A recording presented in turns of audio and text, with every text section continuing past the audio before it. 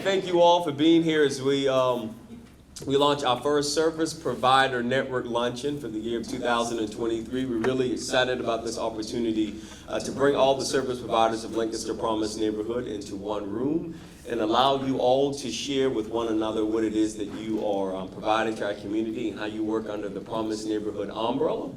And I want to thank Lanisha Stover-Blair, our data analyst, who's done a masterful job at organizing this, and I know probably irritating some of you to get here. But that's our model, whatever it takes. And so we want to just say thank you for being a partner of Promise Neighborhood. I am going to have to leave out a little early and sneak back in. I've been added to a leadership development program with other Promise Neighborhood directors across the country. And so the launch of it is today, so I'm really excited about that, but I'll be back. But I'm looking forward to hearing about all of the great things we're going to, look at my name up there, all of the good things we're going to discuss this morning. So once again, just thank you for being here and working with us as we do whatever it takes to transform our community. And I think that's the model we have in our office, transformation within a generation, but we can only do it together. So once again, thank you. We're serving them lunch, right? Enjoy the lunch as well. You see how Shakur just shows up and leaves us and then pops back in. But good morning, everybody. My name is Lanisha Blair, and like Shakur said, I am one of the data analysts. Hey everyone, I'm so glad y'all are here this morning. This is, as Lanisha sort of indicated too, this is going to be, an evolving day, and so it is structured in which people come up and talk about different services they're providing. But if y'all have questions during it, please do not hesitate to ask questions. And there also is going to be a Q&A part later. But just really short, my part's really short because I know a lot of you guys have already done the legalese, the back end, the MOUs, the payments and all that. Just know this is my face, and so if you get emails from me asking for certain reports, there's a method to my madness. It's all probably required, by our reporting agencies. We have to report to the U.S. Department of Education. And I know on that note, so Lanisha, and I don't know if you're going to talk about this in a little bit, but Lanisha and Dr. George in the back, they are with our data team as well as, some other people you'll get emails from. And there's always reasons for us to report. We're accountable for 10 GEPROs. I'm sorry, not 10. It's 12 GEPROs and some other indicators we have to follow for our funding. So like I said, there's always a reason behind the why. We are doing things, but the overall, of course, is our commitment to helping the children and youth of Lancaster County, which I know you are all doing already, and this is just a great experience to pull everything together and have it in one concentrated effort for Promise Neighborhood, and we're very excited to be part of it. And thank you guys. I'll be short. I might add some things later on. So.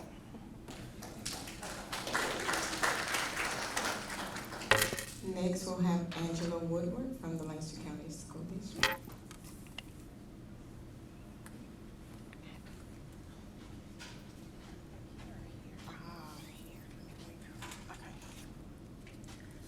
Good morning.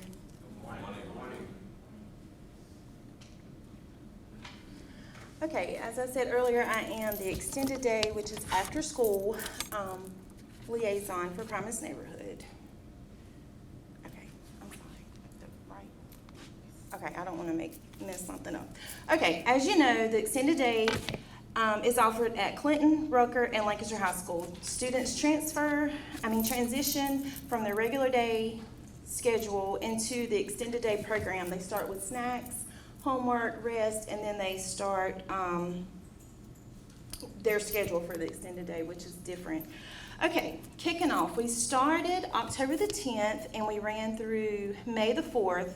We had 4 6-week micro courses, cycles, to offer our students. They were able to experience 4 different micro courses, and that's things that they wouldn't typically experience on a normal school day. We had our QR code around the schools, and we also used Connect Ed to get the word out. Recruiting our teachers, because we can't have the program without the teachers.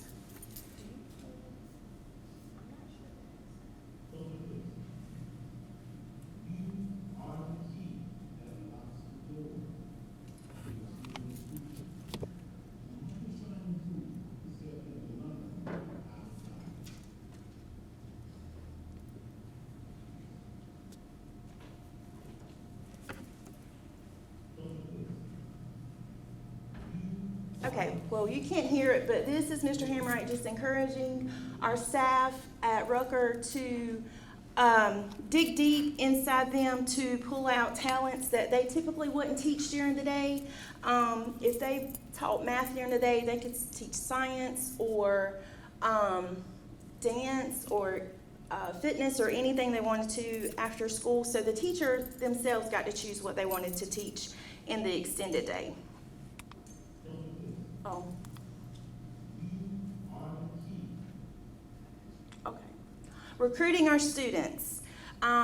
Research and development, visited all the open houses. We maybe harassed them a little bit during lunch for like a week. They got tired of seeing us. Just to come and sign up and encourage them to get on board with extended day. Okay, like I said, we started in October. From October to May, we served 518 students at all 3 sites. With the help of 88 staff members, we offer 20 academic classes, 15 fitness classes, and 32 exposure classes. Without our amazing staff, the program couldn't have been a success. Students had an opportunity to earn $75 a month. A lot of them love to earn $75 a month. They always want to know when their cars were coming. The incentives, now remember I said earn. They didn't just show up and get their money. They had to earn it. And it was an incentive for them coming. There was also deductions from their money, and that came in with behavior in extended day as well as the beginning, like it started at 7 and ended whenever they left the building. Behavior had to be better. So the reasons that we would deduct was office referrals, and I'm explaining this because this is huge. Like, this is all the questions of why they get money, why they get deducted. This is the continuous question. Okay, reason for deduction is office referrals, unexcused absences, ISS or OSS, or not participating in extended day classes. Exemptions would be church events, school events, family emergencies, off-site practices such as dance or playing rec, and excused absences. As long as the child or the parent let the site director know, those were excused. All right, this year we offered, I'm not going to read all of these, but we offered Read Write. And Read Write is a small group intervention model that creates rapid gain in a student's reading. Read Write has been great in all 3 sites. Then we had Project Rhythm. They got to make their own music. We had healthy cooking at all 3 sites. Cosmetology, that was at Rucker. The kids got to either come in fresh and learn things or just enhance the skills they already knew with hair and nails. And we had, like I said, 15 different fitness classes. Not only did they teach them how to move their body, but like how to take care of themselves mentally, inside and out. We had personal finance at the high school. They learned about taxes, checkbooks, checking accounts, budgeting, their rent, utility, groceries. You know, that's a lot of stuff we don't learn until we have to learn it. So here's a few pictures of our cooking class. This is Jamaican jerk chicken. The high school cooked that, and then the elementary school was great. Like, she really knew exactly how to keep those children entertained. They made, this is just the sweet potatoes, and then that's a veggie pizza. And then here's fitness.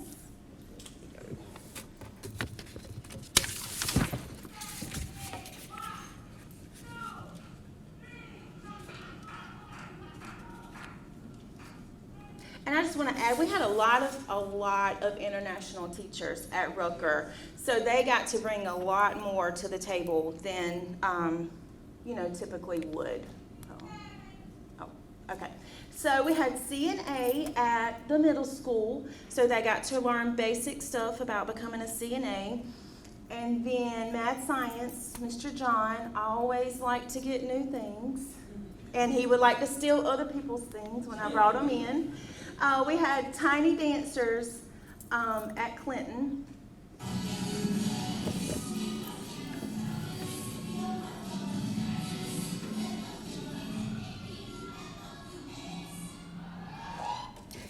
So just a little bit about them. All the students, male and female, I know that's just the little females right there, they really love to learn about the dancing. After our showcase in April, we had a parent testimony say that she really was so thankful that her child got to engage in dance in extended day, because dance is not cheap. That is a huge bill for families, and it's not affordable. So therefore, they got to experience it in extended day. Okay. Okay. That dance group in Clinton is still getting the engagements. There have been 2 so far in the community. Yes. At 2 of our churches. Yes. The dance group in Clinton is going to be going on, and we're hoping in the future that we can expand that into like the traffic dance. Oh. So that's one of the things that Clinton has been talking about. But that dance group is still going on, and will continue to be. Okay. And here's just a few pictures of cosmetology at Rucker. And then Clinton and the high school had Spanish, but this is just a little clip from Clinton.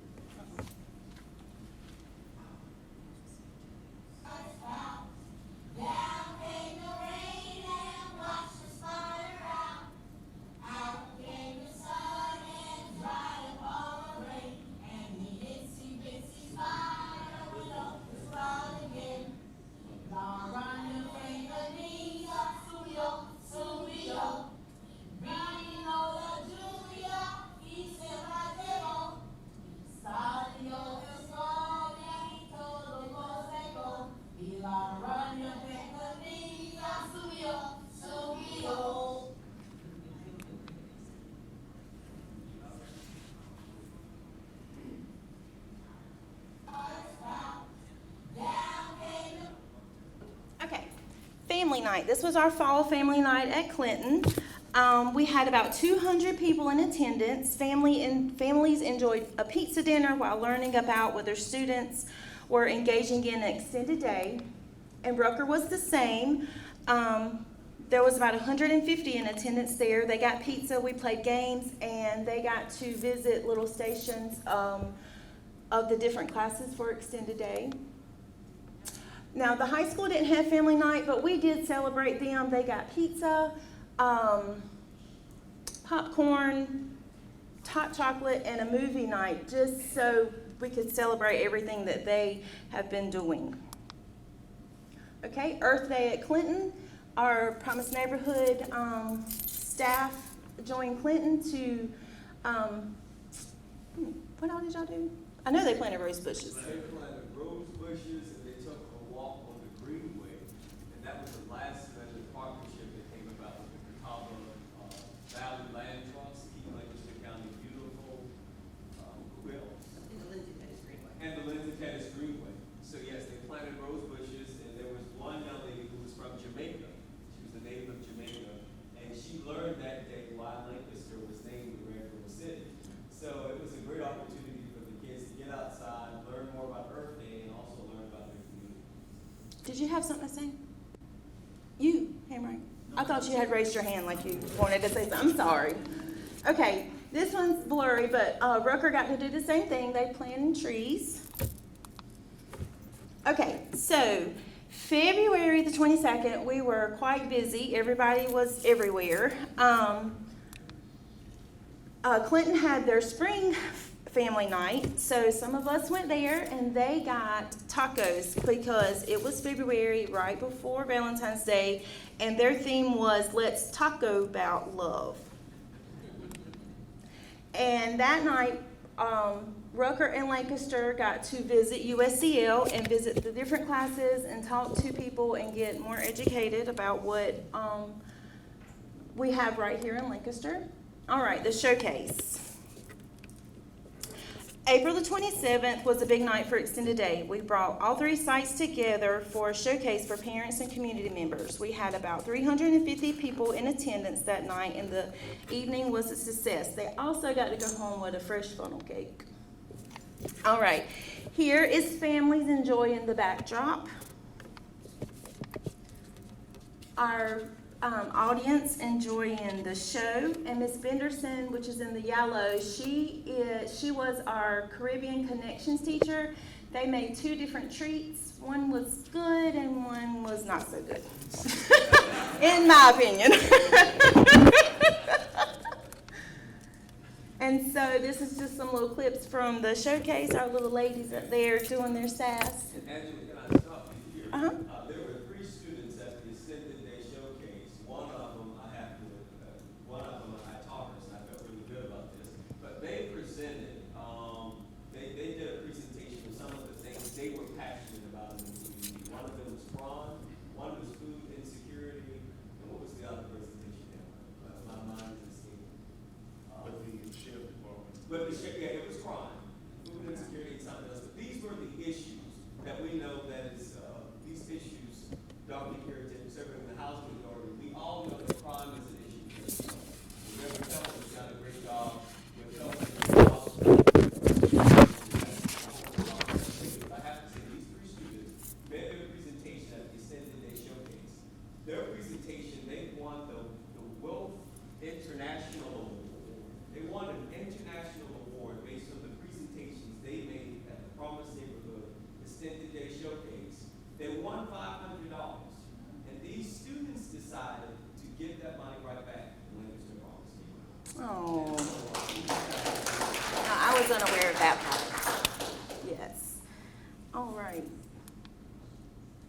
So that ended, the showcase ended our program, but then came summer. Now, our middle school and high school had an opportunity to come here with the arts program, but our Clinton babies had an opportunity to come to the Old Bar Street. We had a summer enrichment program for 2nd grade to 5th grade. We offered Dreambox, which is math, read, write, STEAM, project rhythm, fitness, and arts and crafts. So here's just some pictures of them doing their little thing. We took 3 off-site field trips. We went to the bowling alley twice, and we went swimming. So at the bowling alley, they got to play mini golf and jump in the bouncy houses and bowl. And I've said this before, these small little trips, some children do not get to experience. So they were so happy just to go and play mini golf. Now, it rained whenever we went swimming. I just want y'all to know that. Our last day, we had field day, so they had this big slide, and they had different field activities, but they really just wanted to play on the slide. And so here was our staff and students. We had about 35 to 40 in attendance on a daily basis. And then this year, we have pretty much the same classes, but new. I'm sorry, I lost it.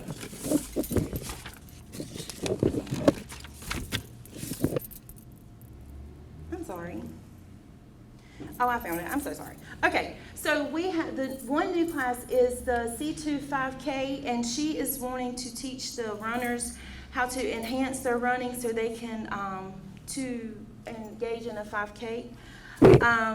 GameStar, that is a computer game design, and then Raise the Curtain. She wants to read stories and books and then let the children act them out in a drama. All right, we are set to start September the 11th this year and run through May the 3rd. We will offer 5 6-week cycles. So every 6 weeks they change their exposure classes. This year we are offering implementing 1 week breaks between cycles and every Wednesday off for the students and staff to reduce burnout and maximize student success, because these babies are in school from 7 or earlier to 7 at night. So that is a really long day. Also coming this fall, we have Check and Connect mentors and academic success coaches at all 3 sites. Promise Neighborhood Extended Day program is committed to helping secure a better future with the partnership of our students, family, and community. And we are here to do whatever it takes. Thank you, Ms. Angela. Could you provide a schedule if any of our service providers would like to offer a mini course? The schedule when you will have your weeks off and when you'll start up? Okay. Next, we'll have the Children's Council. Good morning. I am Beatrice Walker.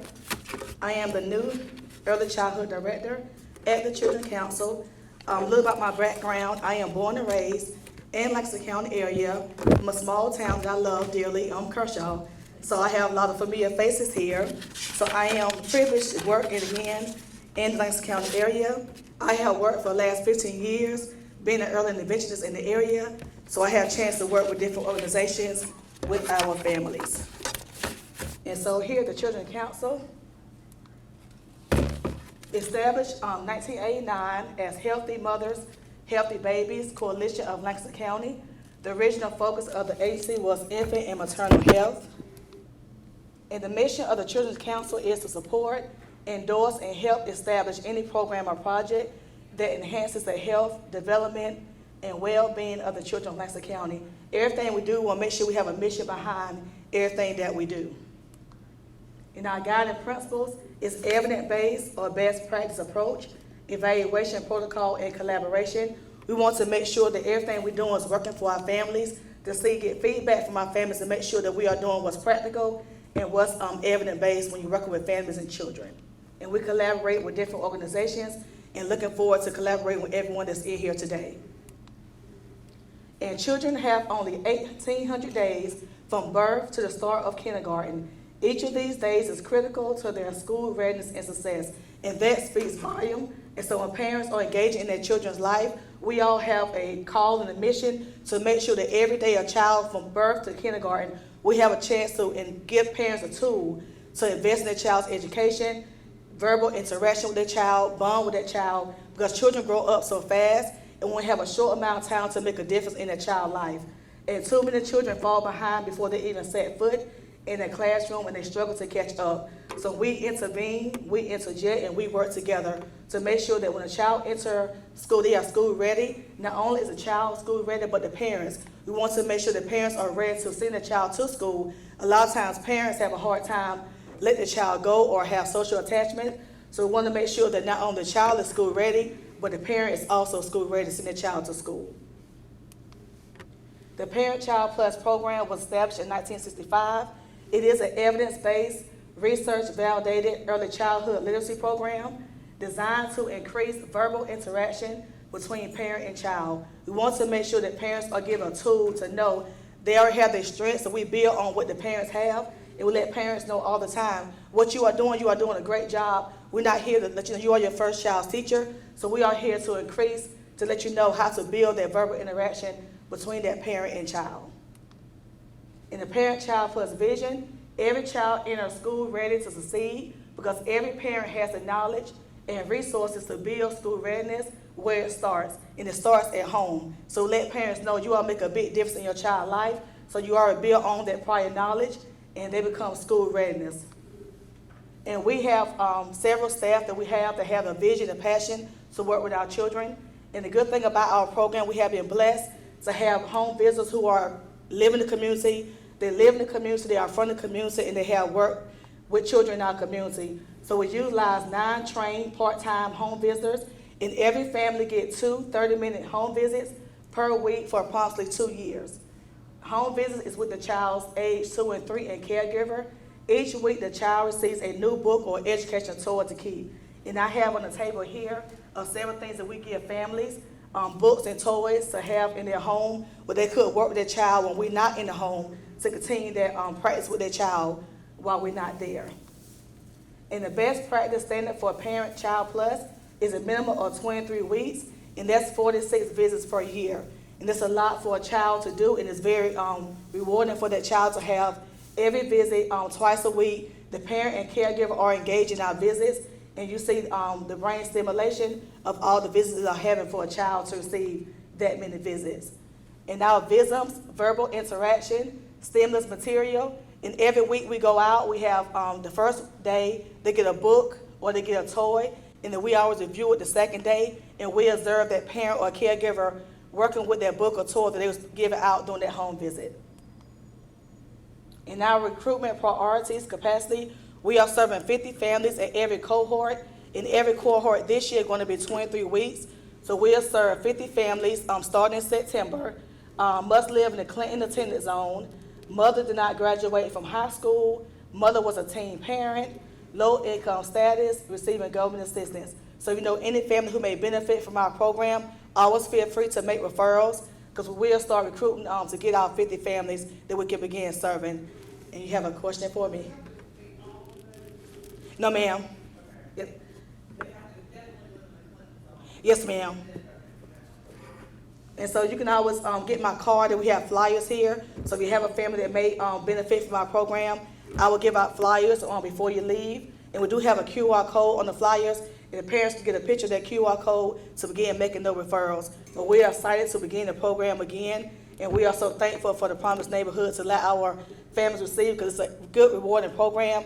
And we have seen a big difference, and when we go into the home, they look forward to every visit we have. The child be waiting for us to get there. The parents be more excited and to have that family interaction what we have with the families before they get into kindergarten. And we want to make sure they exposed to books, exposed to toys, and the child is school ready. Since beginning the program in April 2015, we have served 116 families. And unfortunately, when the pandemic hit, we had to stop for a while.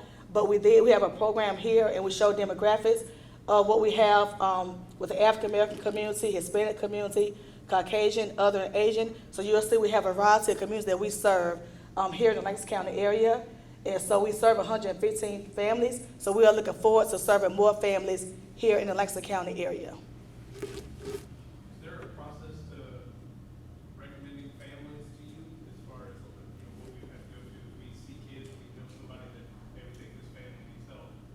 How would we? You can email me, you can call me, and then we'll start setting up referrals. And then I will give the family a call to do an initial home visit to start that process. Then once you call me, and I will call the family to get their consent to say, hey, I do want to be part of this program. And then we'll put them on our recruitment list. And that's all you got to do is call or email their information. Thank you so much. And you will see here our caregiver in the blue shirt and the child in the middle, and we have a parent. And we give the visit to the parent. The parent will take the toy or book, and they will give it to the child. The caregiver will be there to support that parent and show the parent. They are given a guide sheet on how you would read the book to the child, how you would describe the title of the book, the author of the book, the front and back cover of the book, and how you go through each puzzle piece. So the caregiver is showing the parent interacting with the child to engage in that visit. And so 30 minutes make a big difference when you are working with families twice a week. And you will see here our parent caregiver is reading the book to a child, but you see here the child reading the book to her. So after that visit for a while, he's pointing to that picture saying, look, I can read this book too. So you sit back and you watch the child read the book. On the right-hand side, the caregiver and the sibling is all watching the child read the book, and he is so excited to say, I can read this book. And you'll be amazed how many times a child can see a book one time and use those pictures and start making their own imagination. I tell parents all the time, if a child want to make up those words, they're using their own imagination, because they could be one day write a book themselves. Someone had to create those books. So a child can use their own imagination to see, and he's so excited that he learned how to read, even though he's reading those pictures. And we have here, she did a picture. She was so excited about the picture that she had made. And then the sibling on the right-hand side, she completed a puzzle, and she is showing her sibling how to complete that puzzle. So not only is the child that we're working with learning, but also the whole family that we're engaging in. And the evaluations, we do have evaluations that we are required by our national office. Ages and staging questionnaire. That questionnaire shows if a child is having any concerns with their social skills, communication skills. We want to make sure that if they have any concerns, if they have a slight delay in their communication skills, we make referrals to the right agency so the child can receive early intervention services. So the age and stages really pick up that social and communication skill. And reading tracking survey, we do a survey to see how often a child and the parent is reading to that child. We want to make sure that the parent is reading to the child every day or every other day, and we track their progress. and also the parent caregiver satisfaction. We want to make sure parents are satisfied with what we're doing. We ask for their feedback to see, is it working? What should we change and how to keep going what we're doing? So we want to make sure we keep our evaluations, and we do have a data process that we monitor our data to make sure everything is working according to the program. In our evaluation results, we have here 2007, 2013, a pre and a post of child read 30 minutes or more to their child, the parents read to their child. So you will see, and our goal is to get 100%, but it is increasing throughout the years. If you look at the pre and post, so we are hoping that we are at 100% when the program starts. We should be reaching toward the 100% goal. And here, Parent-Child Plus children are 50% more likely to measure school ready for kindergarten than their socioeconomic peers, outperform the statewide average on third grade state math achievement tests. Program graduates score 2.5 times higher on social and emotional skills assessments than the control group, 30% higher graduation rate from their socioeconomic peers, and inter-school performing 10 months above their chronological age, and 50% less likely to refer to special education services by third grade. So you will see here it's making a difference in the Parent-Child Plus home program. And every time the parent, 23 weeks, they have a celebration, and you will see here the child receiving the quote-unquote diploma, and she's so excited to receive her diploma. She walks to the front with boldness, and you will see around the parents and caregivers are invited to a celebration, and we feed the families, and they completed 23 weeks or more, and they have a celebration to tell a child, we are so happy that you completed the program, and she was so excited to get her diploma that night. And you'll see here our children join the face painting. We had going on a lion hunt with the binoculars, and he enjoyed that toy. And we have our dad. We love when our dads are involved in our program. So not only is the mothers there, we do have a lot of fathers that come out to enjoy the celebration with their child, and they enjoy that night of the celebration. And they're enjoying their ice cream. And we did receive our site certification for Parent-Child Plus program in New York City in 2018. So we were recognized as a site for Parent-Child Plus, and that was a great accomplishment. You have to get this right here. After you start the program 2 years, you have to go through to make sure you are meeting the criteria to receive your site certification. So that was a great accomplishment that we received on that one. In our second component that we do, we have a Baby Blocks. Baby Blocks is a program that works with prenatal moms and children up to age 3. And so Baby Blocks is based from the Harlem Children's Zone Baby College Program. It utilizes the Baby Basics Program, What to Expect Foundation, and Brazelton Touch Points by T. Barry Brazelton, MD.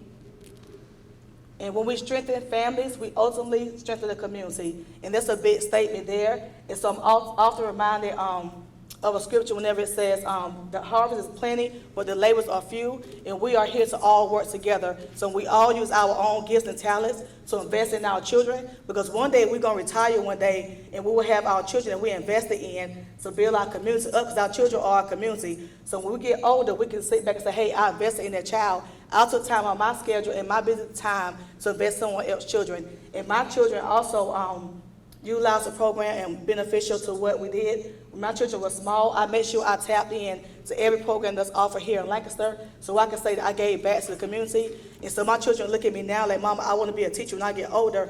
They saw me giving back to the community, and that was a great example for my own children to give back to the community, because we are Lancaster and we are like the community. We want to build and strengthen our families. So when you build one family at a time, you are making a big difference. And the goal of the Baby Blocks is to increase the percentage of healthy pregnancies and babies born to mothers in Lancaster County. Our goal is to educate and support parents with strategies and techniques to build on the parents' prior knowledge, culture, and beliefs. We go in, parents already have their own knowledge. We build upon what they already have. And so a lot of times we have like a term called funds of knowledge. Parents are often have their own knowledge, and they have wealth of knowledge. You may have a parent who may be a mechanic, who may be a beautician, who may be certain things in our community, and we build on what they already have to show them tools and strategies to go back to school one day or even increase their education. So whatever they have, their culture, their beliefs, we just go on to build what they already have started.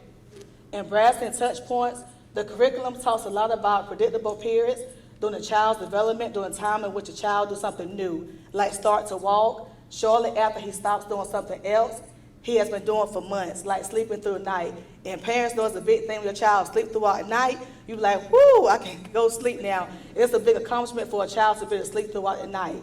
And that's T. Barry Brazelton, founder, called these periods touch points. We know children grow up so fast and you begin to miss some things that children learn, but you begin to look at those touch points to see a child new skills they learn every day and every week. For parents to have the opportunity to work with supportive providers, feel confident in their parenting role, and form strong and resilient attachments to their children. To help achieve this, providers must be responsive to parents, knowledgeable about child development, and eager to see every child succeed. So we are in this room, we are eager to see that every child and family succeed here in Lancaster County area. And we do have certain topics we talk about for 9 weeks. Every cohort we do with the parents and the children and the fathers, we have certain topics we do. Your changing body, nutrition, drugs and alcohol, preterm labor, labor and delivery, breastfeeding, caring for a newborn baby, development, birth to 3 years old, and future family planning. So every week we meet for one day for 3 hours with our parents. We have certain instructors that come in to teach different topics, but they do meet for 9 weeks for their session. And you will see here, our facilitator is gathered with our parents, and we have dads, we have mothers, we have grandparents. Everyone come out, and we do offer child care for the parents who come to the program. They do have child care, and we feed the family a meal that night. And you see here the children are so excited to be at the baby blocks that night. They have friends that come, and they meet once a week for the program.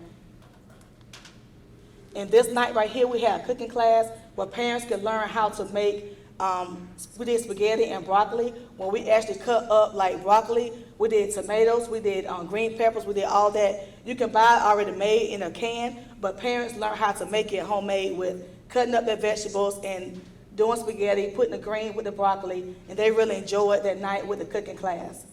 You see the parents, one of them is stirring up the meat, somebody's cutting up, and they all work together to build that meal for that spaghetti.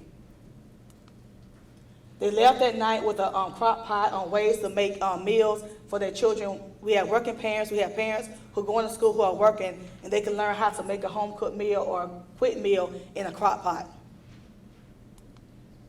And you will see here we did a survey for our parents for the baby block and baby basics book. Every parent is given a baby basic book and a planner. It shows them different topics, keep up with their doctor's appointments and all that. And so 100% very helpful. So we went down to the survey and see at the bottom, would you recommend this program to others?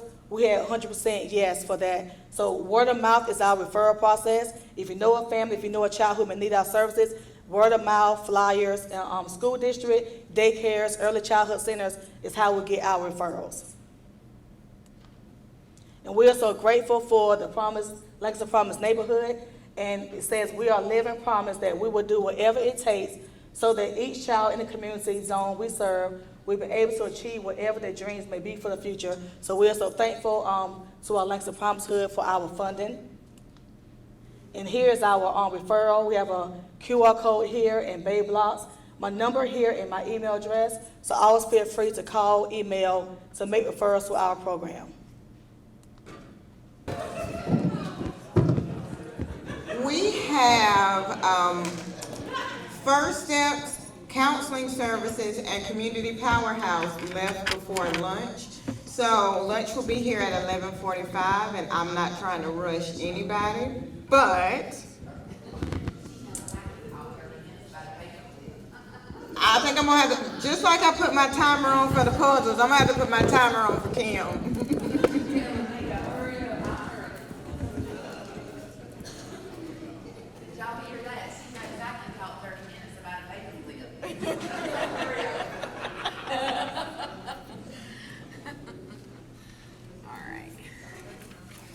Okay, start.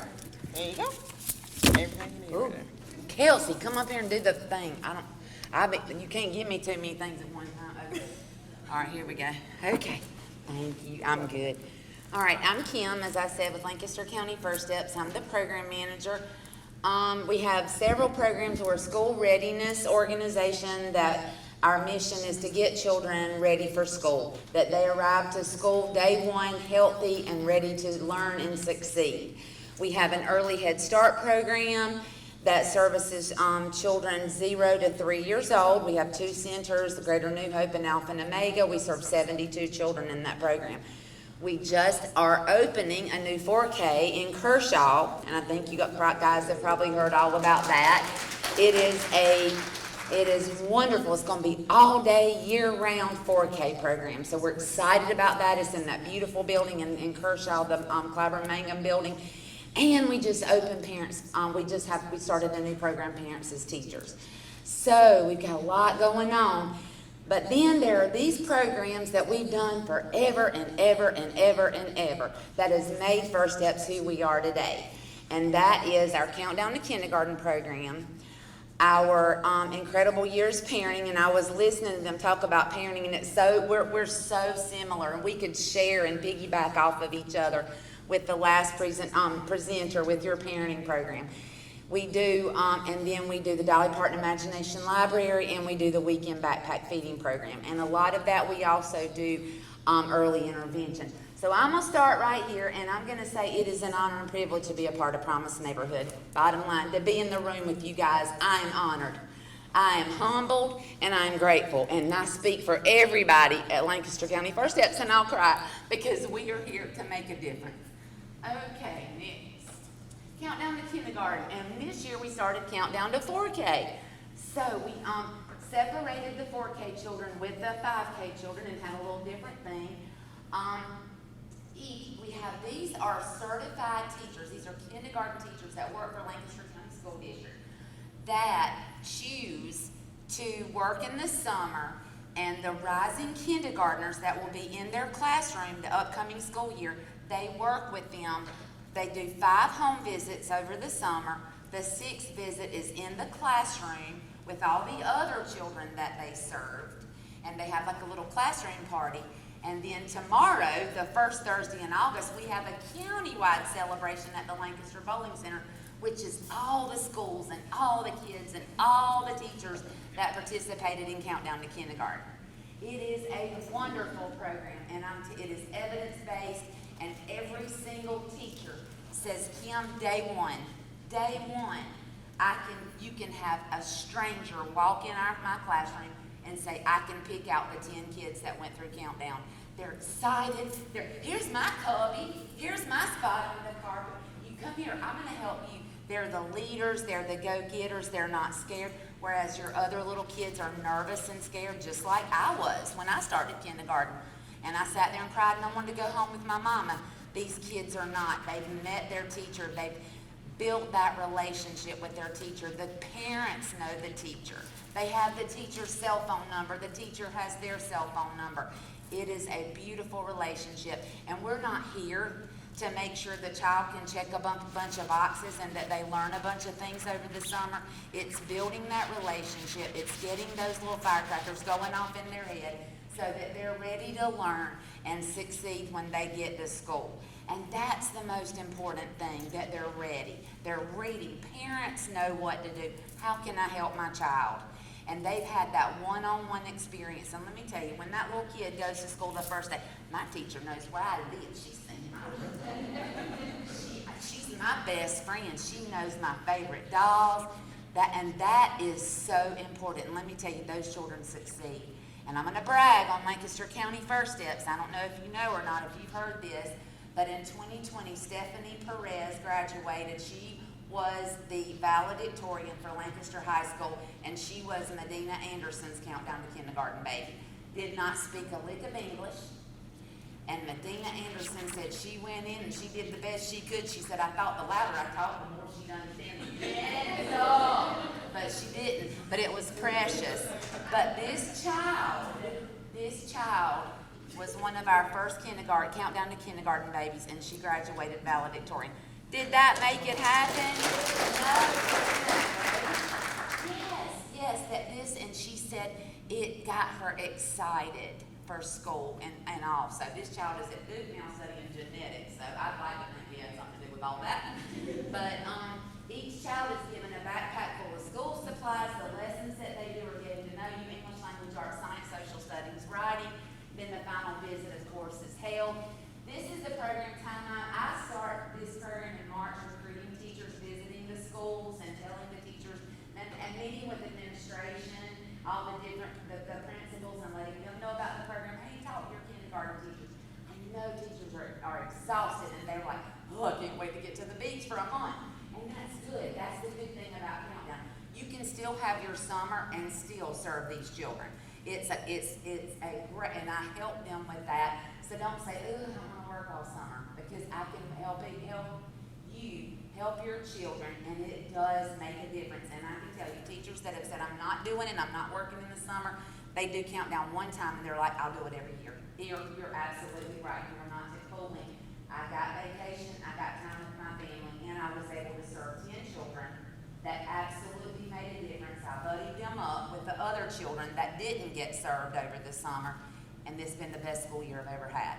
It makes a difference. So, and as I said, these are the things that that we do. The kickoff is June the 1st when the teachers begin their home visits. They're also CTK certified.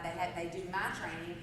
They do home visit training, how to do how to conduct a proper home visit, and then they do the state South Carolina First Steps is Countdown to Kindergarten training, where they become a certified CTK instructor. So they get a lot of training.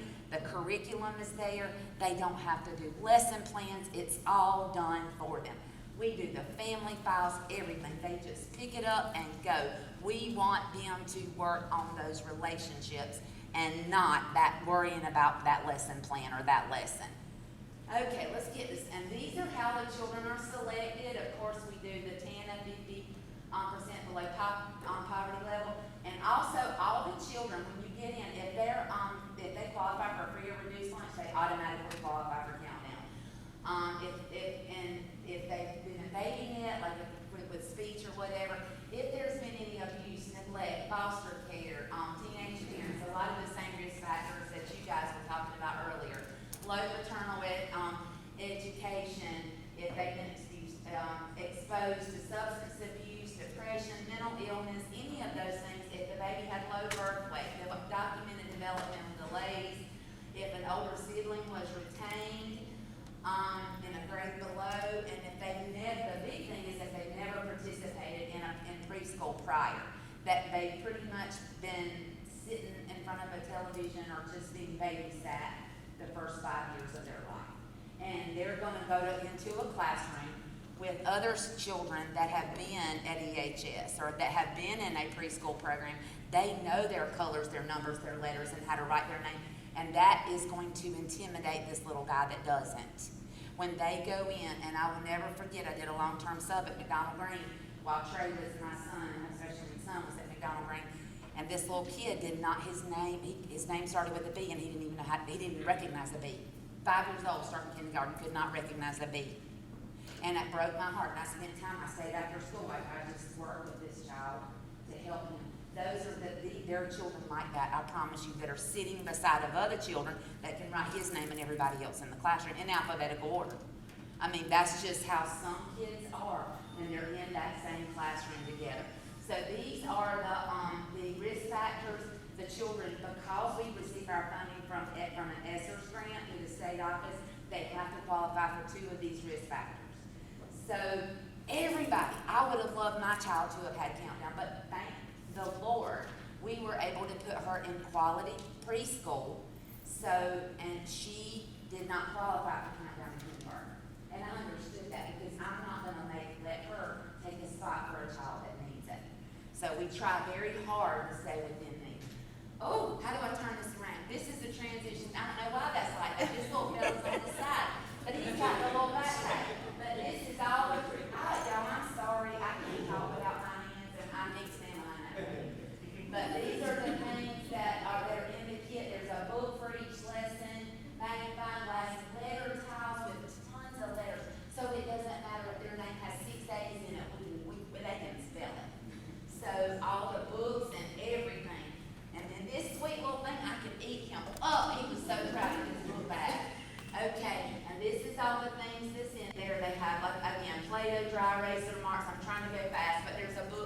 lesson. Look at these sweet babies. First visit is getting to know you. Chicka, chicka, boom, boom. Let's play games. Let me show you how I can spell my name. And this baby did it in letter tiles. He did chicka, chicka, boom, boom. And he even did it with he called me on my cell phone. He said, Miss Kim, Miss Cole said you can come now because I know how to spell my name. I said, I'm on my way. I'm on my way. The math lesson, numbers, we went from 1 to 10 to 1 to 20, English and Spanish. They connect blocks, they learn yellow, blue, green is a pattern. They're learning patterns, they're learning measurements. Which is taller, which is smaller, which is short, which is tall. They're learning opposites, all while working on their fine motor skills. 1, 2, 3, look at me. Uno, dos, tres, this big old smile on my face.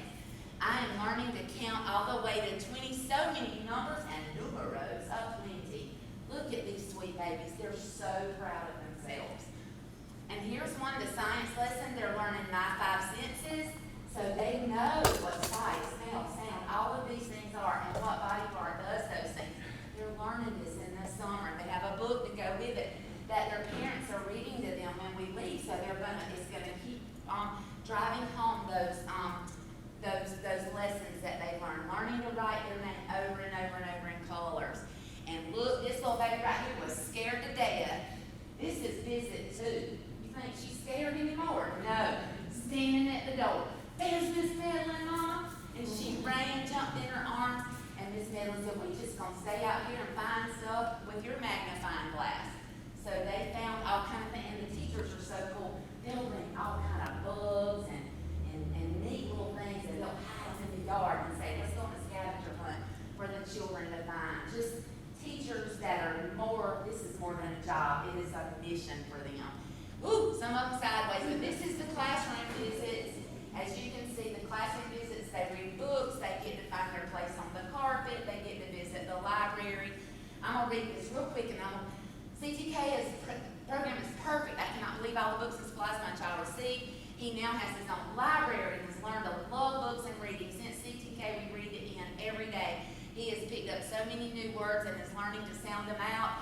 Getting to know his teacher has eased our minds, and we are all ready for him to begin school. That right there. That is what it's about. That is what it's about. Another parent feedback. It was an amazing experience meeting with the teacher, giving us ideas on how to help our child succeed. We know what she will be learning and what to expect from kindergarten. She has learned so much this summer, and so did I. I want the best for my daughter, and CT4K was able to open doors of learning to get her on the road to being the best student she can be, and I can be the best parent to help her. Thank you for bringing this program into my home. There are just no words to say how grateful I am for Perseus. When I read that, I cry. And I know I'm doing what I'm doing. These are just that teachers wrote that they love participating. They can see the difference.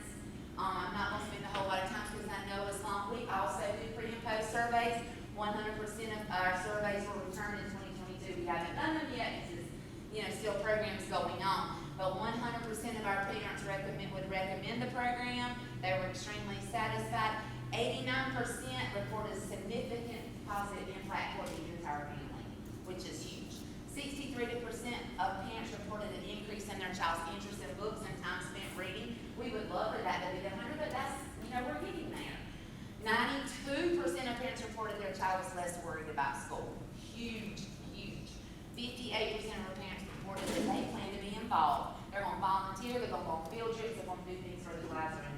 So that is wonderful. This summer, we are serving 10 5K children at Clinton and 10 4K children at Clinton, for a total of 20 children are being served at Clinton this summer. And I know that you're like, well, that's not a lot in numbers. But our projected number to serve every summer is 100. That's what we tell the state office we want to do. That's what we write our grants for. 2020, pandemic, masks. I did a very hungry caterpillar, 6 feet across. We had to meet outside. We served 70 children. State office couldn't believe it. How in the world would you serve 70 children during a pandemic? Not a single COVID case. Kids needed it, guys.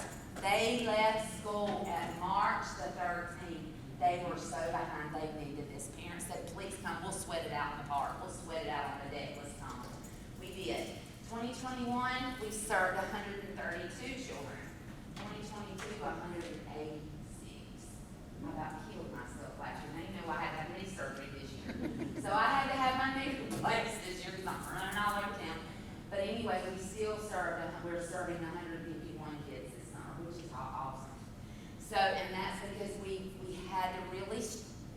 those risk factors down, and we had to nail those because we had to make sure the children qualify, but we're gonna get our numbers back up, we're doing, but that's 51 above our projected number to serve, so I'm extremely happy. And, we're at 10 elementary schools. So if we serve 20 at 10 schools, do the math, that's 200. So 20 at Clinton is a big number. I know that may not, we'd like for every kid at Clinton, and that is our goal, and we're working on it. Danielle Coley is the lead teacher, kindergarten teacher there. She is phenomenal teacher. And she is going, and this year, we're going to really, really recruit so that hopefully summer of 2024, we can have all 4 and 5K teachers participating and get them on board so that we can serve more of your PK kids. Well, this is our big old celebration. Bowling, mini golf, face painting. Oh, it's so fun. Riley, you see your mama right there? Here she is. I love Susan. So all of this is, and then you probably know Miss Bell and Miss and Celeste, they were serving. This was our big party, so at the end. Now Dolly Parton Imagination Library. Dolly's Imagination is dedicated to spreading the love of reading by gifting books to children. See, this is what on their website. Gifting books free of charge to children. So families think they're free. What they don't understand, and poor Dolly, her parent, her father had an inability to read, and that's what inspired her to do this wonderful program, but it is not free. We are charged $30 per year per child that we serve. The website is gifting books free of charge. Everybody thinks Dolly's just giving out books. And they're wonderful books, and they're quality, they're the age and developmentally appropriate. However, they are not free, but we get a discount on those. So therefore, this is the program. We serve 1,250 Lancaster County children from age 0 to 5 years old. It is not income-based, but we are charged $30 per year per child. We do try to serve our families most at-risk children. When those applications come in, and we know we can only serve 1,250, first of all, we pull the Promise Neighborhood Zone. We pull those families out, because if they're in there, those families are going to get served first. And we brought a bunch of applications up here for you guys. We need for you to get those applications. We need your help in getting all your babies enrolled in Dolly. Let's get them enrolled, because they will get a book with their name on it, mailed to their home every month. They get it open, they get to go to the mailbox, and there's a book. And it is developmentally and age appropriate. So if they're an infant, it's going to be a board book. If they're a 3-year-old, it's going to be more letters and numbers and more reading. So it's all for them with their little name on it. But we need your help identifying those homes that have children. 0, and we say 0 to 4 because it takes 4.5, because it takes a couple of months for it to get to Tennessee and get processed. If the child is going to be turning 5 soon, they're not going to get it. So, I don't want to get a child excited. So that's why we say 0 to get them enrolled to start with, about 4.5 years old. So a majority of the books are now in dual languages, which is neat. It'll have English at top and Spanish at bottom. This is our sponsorship form. So what we do is we tell parents, if you are able to pay for your child's books, you will open a spot for families that are unable to. So when a family calls, and I just ask them, do you feel that you can afford to pay for your child's books? I'm going to tell you right now, I paid for my child's. I went ahead and paid First Steps. I went ahead and wrote a check for $150. That covered my daughter for 5 years. Some people can't do that, some people can. We get checks when we actually tell people that it costs, and that there are kids that cannot afford it, that they don't have books in their home, and we're trying to get books in their homes. But if your child takes that spot, they may be put on a waiting list. Guys, they write checks for their babies and other babies. We just have to ask. We just have to ask, and that's where we fall short, I think, sometimes. Because people don't know, we can't fuss at them. The website says, gifting books free of charge. Well, I'm going to sign my kid up. They don't know. So that's why it's important to get the word out. And we don't want to tell everybody they have to pay. They don't. You can have somebody, a billionaire, he can sit there on that waiting list as long as, just like anybody else can, until a spot opens up. But we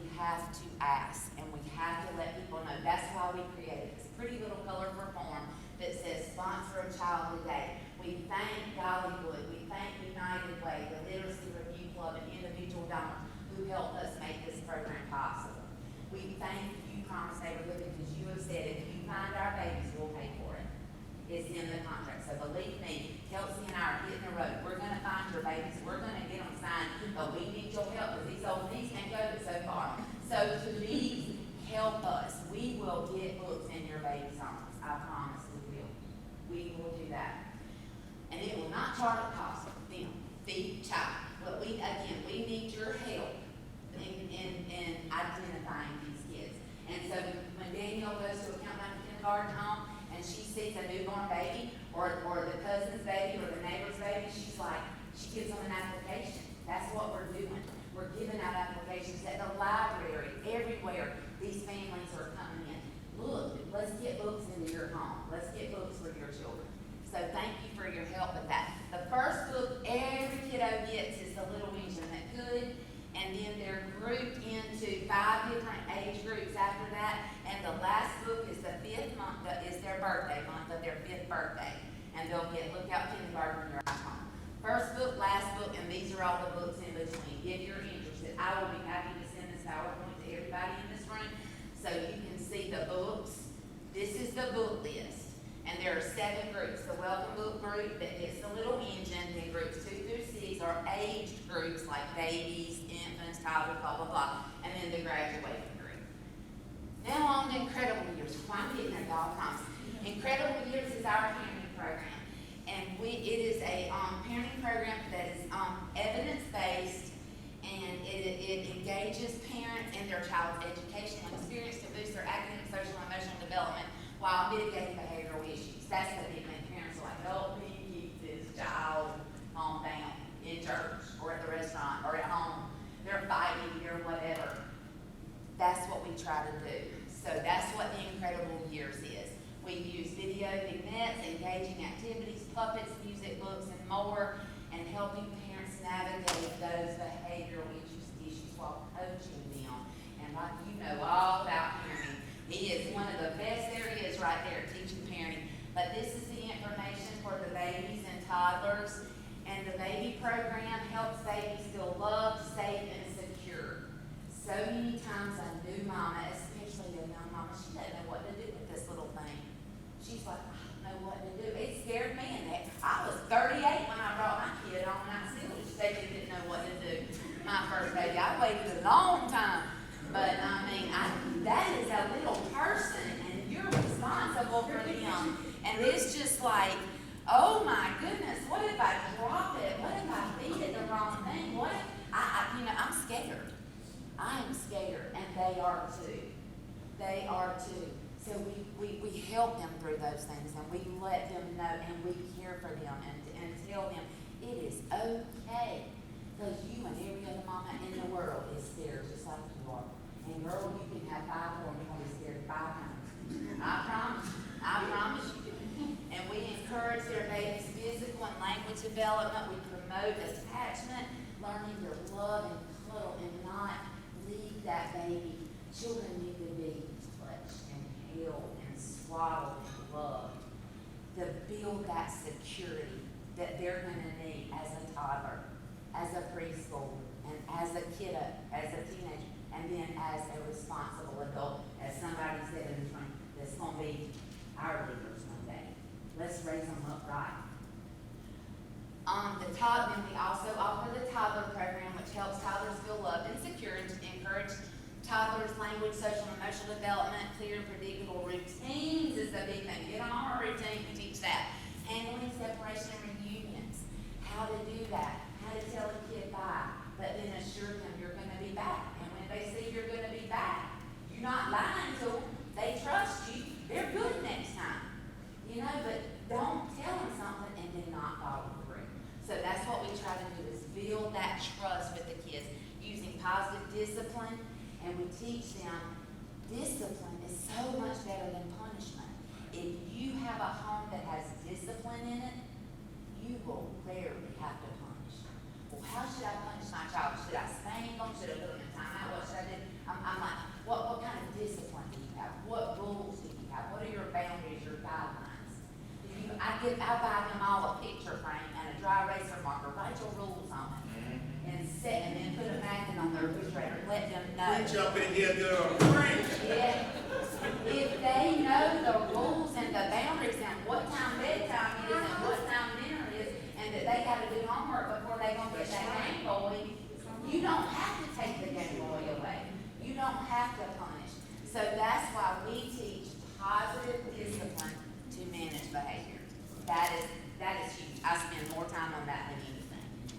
And in order to reach and help as many families as possible, we do different types of, we do in person. And in the past, we offered it Wednesdays from 6 to 7:30. We provide dinner and childcare too. I think another person said they did that. And then but the location varies. And then we offer virtually Google Meets, because there's a lot of parents that have had some issues. They've lost their license, or they can't drive, or gas is $5 a gallon and they can't afford it, you know. So we do Google meetings, and it's been great. And then at the end, we do a graduation dinner and they show up. Guys, I've had perfect attendance on my Google meetings. They have no problem coming up. They talk, they feel safe, but they have to have their camera and they have to have that. So we have really increased our number by offering virtual meetings, and that started during COVID. So we've continued this on. Kelsey and I both are certified IY instructors. Parent participants are referred to us from USC Lancaster's campus program, where it's a child care scholarship program for students that are on financial aid can also qualify for child care assistance. Our child care centers, Lancaster County First Steps Early Head Start, DSS, Countdown to Kindergarten, United Way, A Father's Way. I take flyers I had a couple of A Father's Way parents come in, and that was the best guy. He took control of all the other dads in there, and I wanted to walk down there and tell Tyrone and Mom, what you doing, but it's good. Because it is good. So, because that man was learning to be a leader. And of course, you, so help us. We can work together, all the other ones that are offering parenting. I think we should just have a lunch, and we need to sit down and just chat and see what we can do for your 50 families and my 25 families and your 50 families or whatever. And let's be a team, and let's make sure everybody gets served. And what you're doing, we won't step on each other's toes or whatever, and we can work together and make sure these parents are served.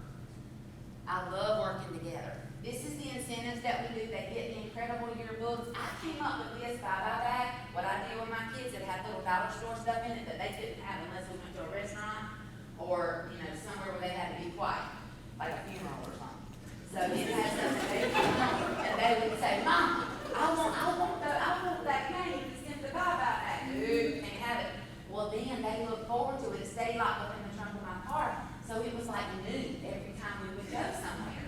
So I give the parents, and we start a bye-bye bag, and they put stuff in it that their kids like. I don't know, but some kids may like to color, some may like to read. So we start a bye-bye bag, but I give them the bag when we start that.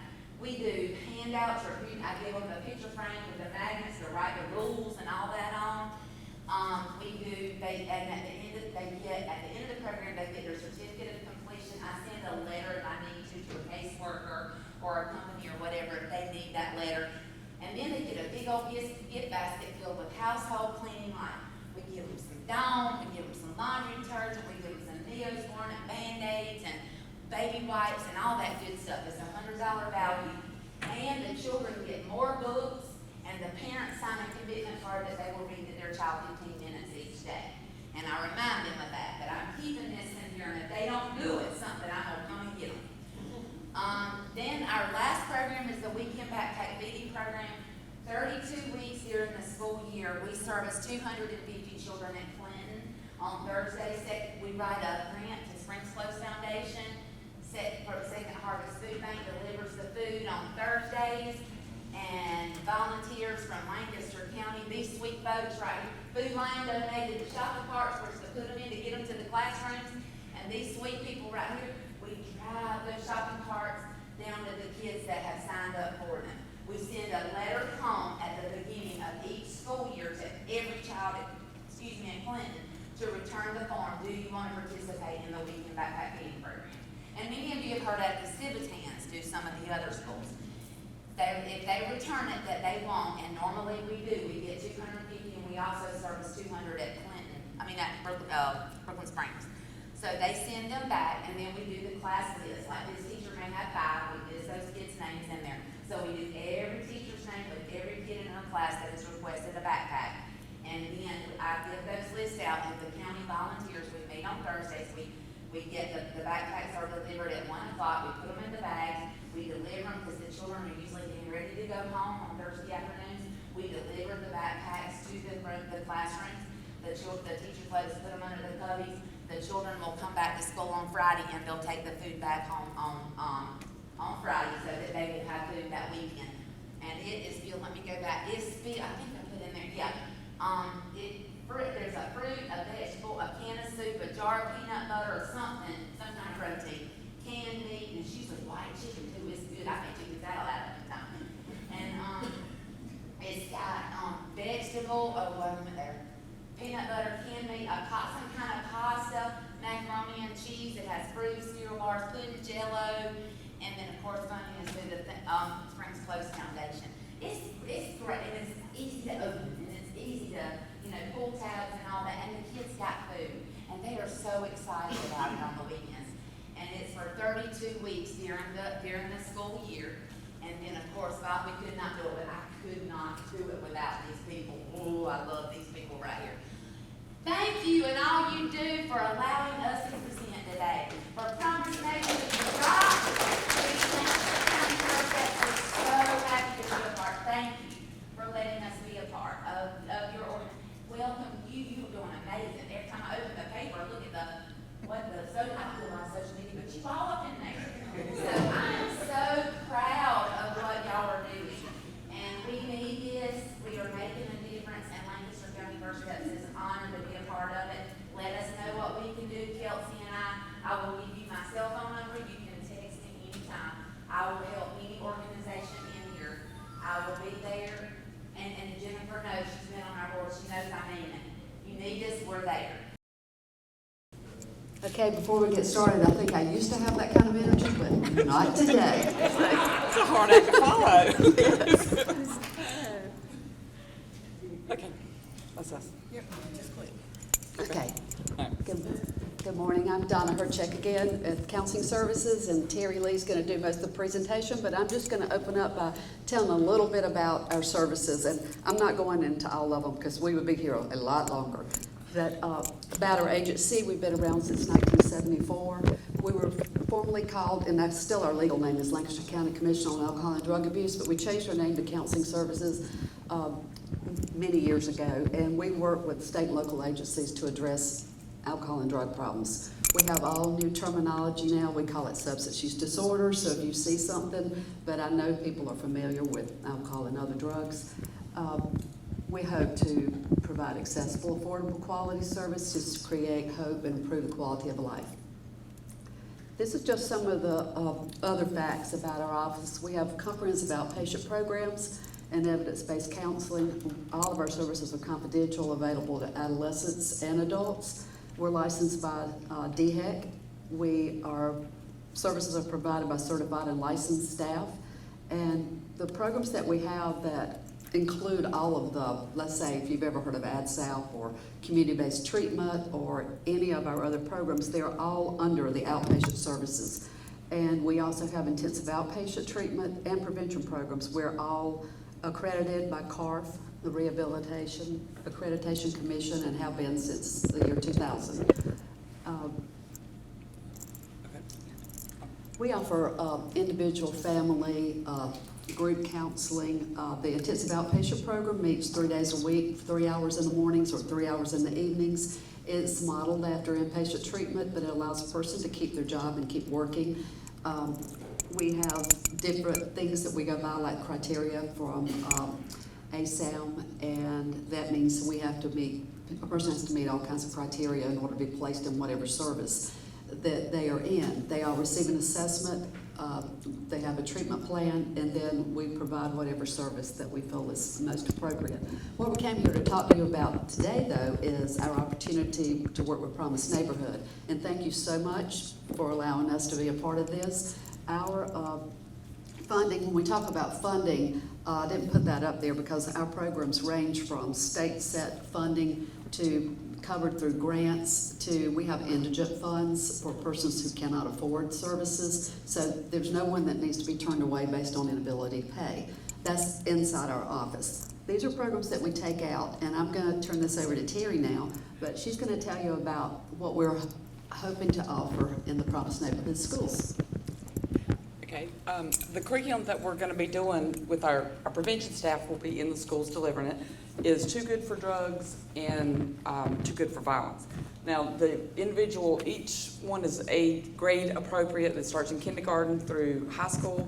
Now, all the high school ones are lumped together, but there's 10 lessons, 15 lessons on the Too Good for Drugs and 10 lessons on the Too Good for Violence. Now, this just explains all the stuff that it, that it teaches them and stuff. But like I said, we'll be teaching the kindergartners through the 5th grade at Clinton Elementary. We'll be doing the 5th, 6th, 7th, and 8th at Rucker and the high school students. Now, all of their curriculum is correlated with the South Carolina standards. So whether we're doing it with a teacher who's like the health teacher or with guidance, they can just pull out these standards for each lesson that we teach, which makes it really simple when they're doing their lesson plans and stuff. And that's just an example of, how, this lesson has this standard and, it hits all those things on it. So like I said, they're able to turn in their things, their lesson plans or whatever, saying, we hit these standards. Just lesson overviews. Like I said, there's 15 lessons for Too Good for Drugs. There's 10 lessons for Too Good for Violence. So that's going to be 25 lessons throughout the semester for each grade level.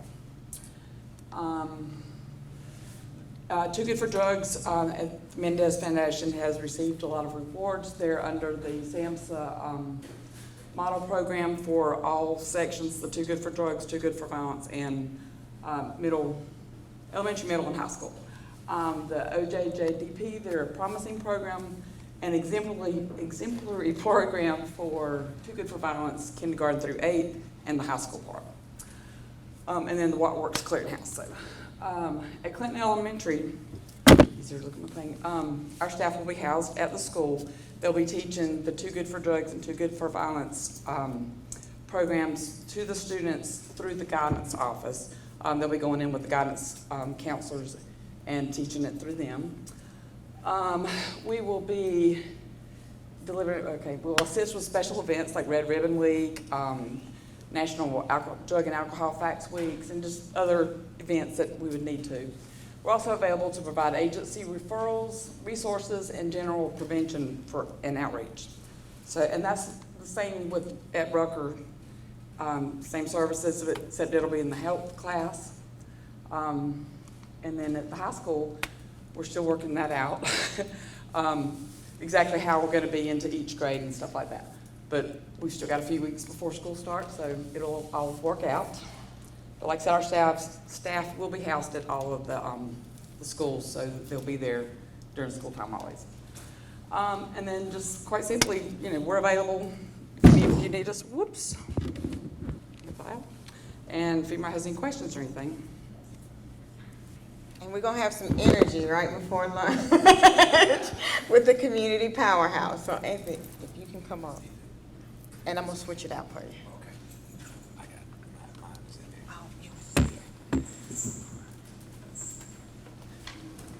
It's still slightly morning. Good morning, everybody. Good morning. It is truly my honor to be here to share with you some information about the best Fortune 500 company that exists in Lancaster.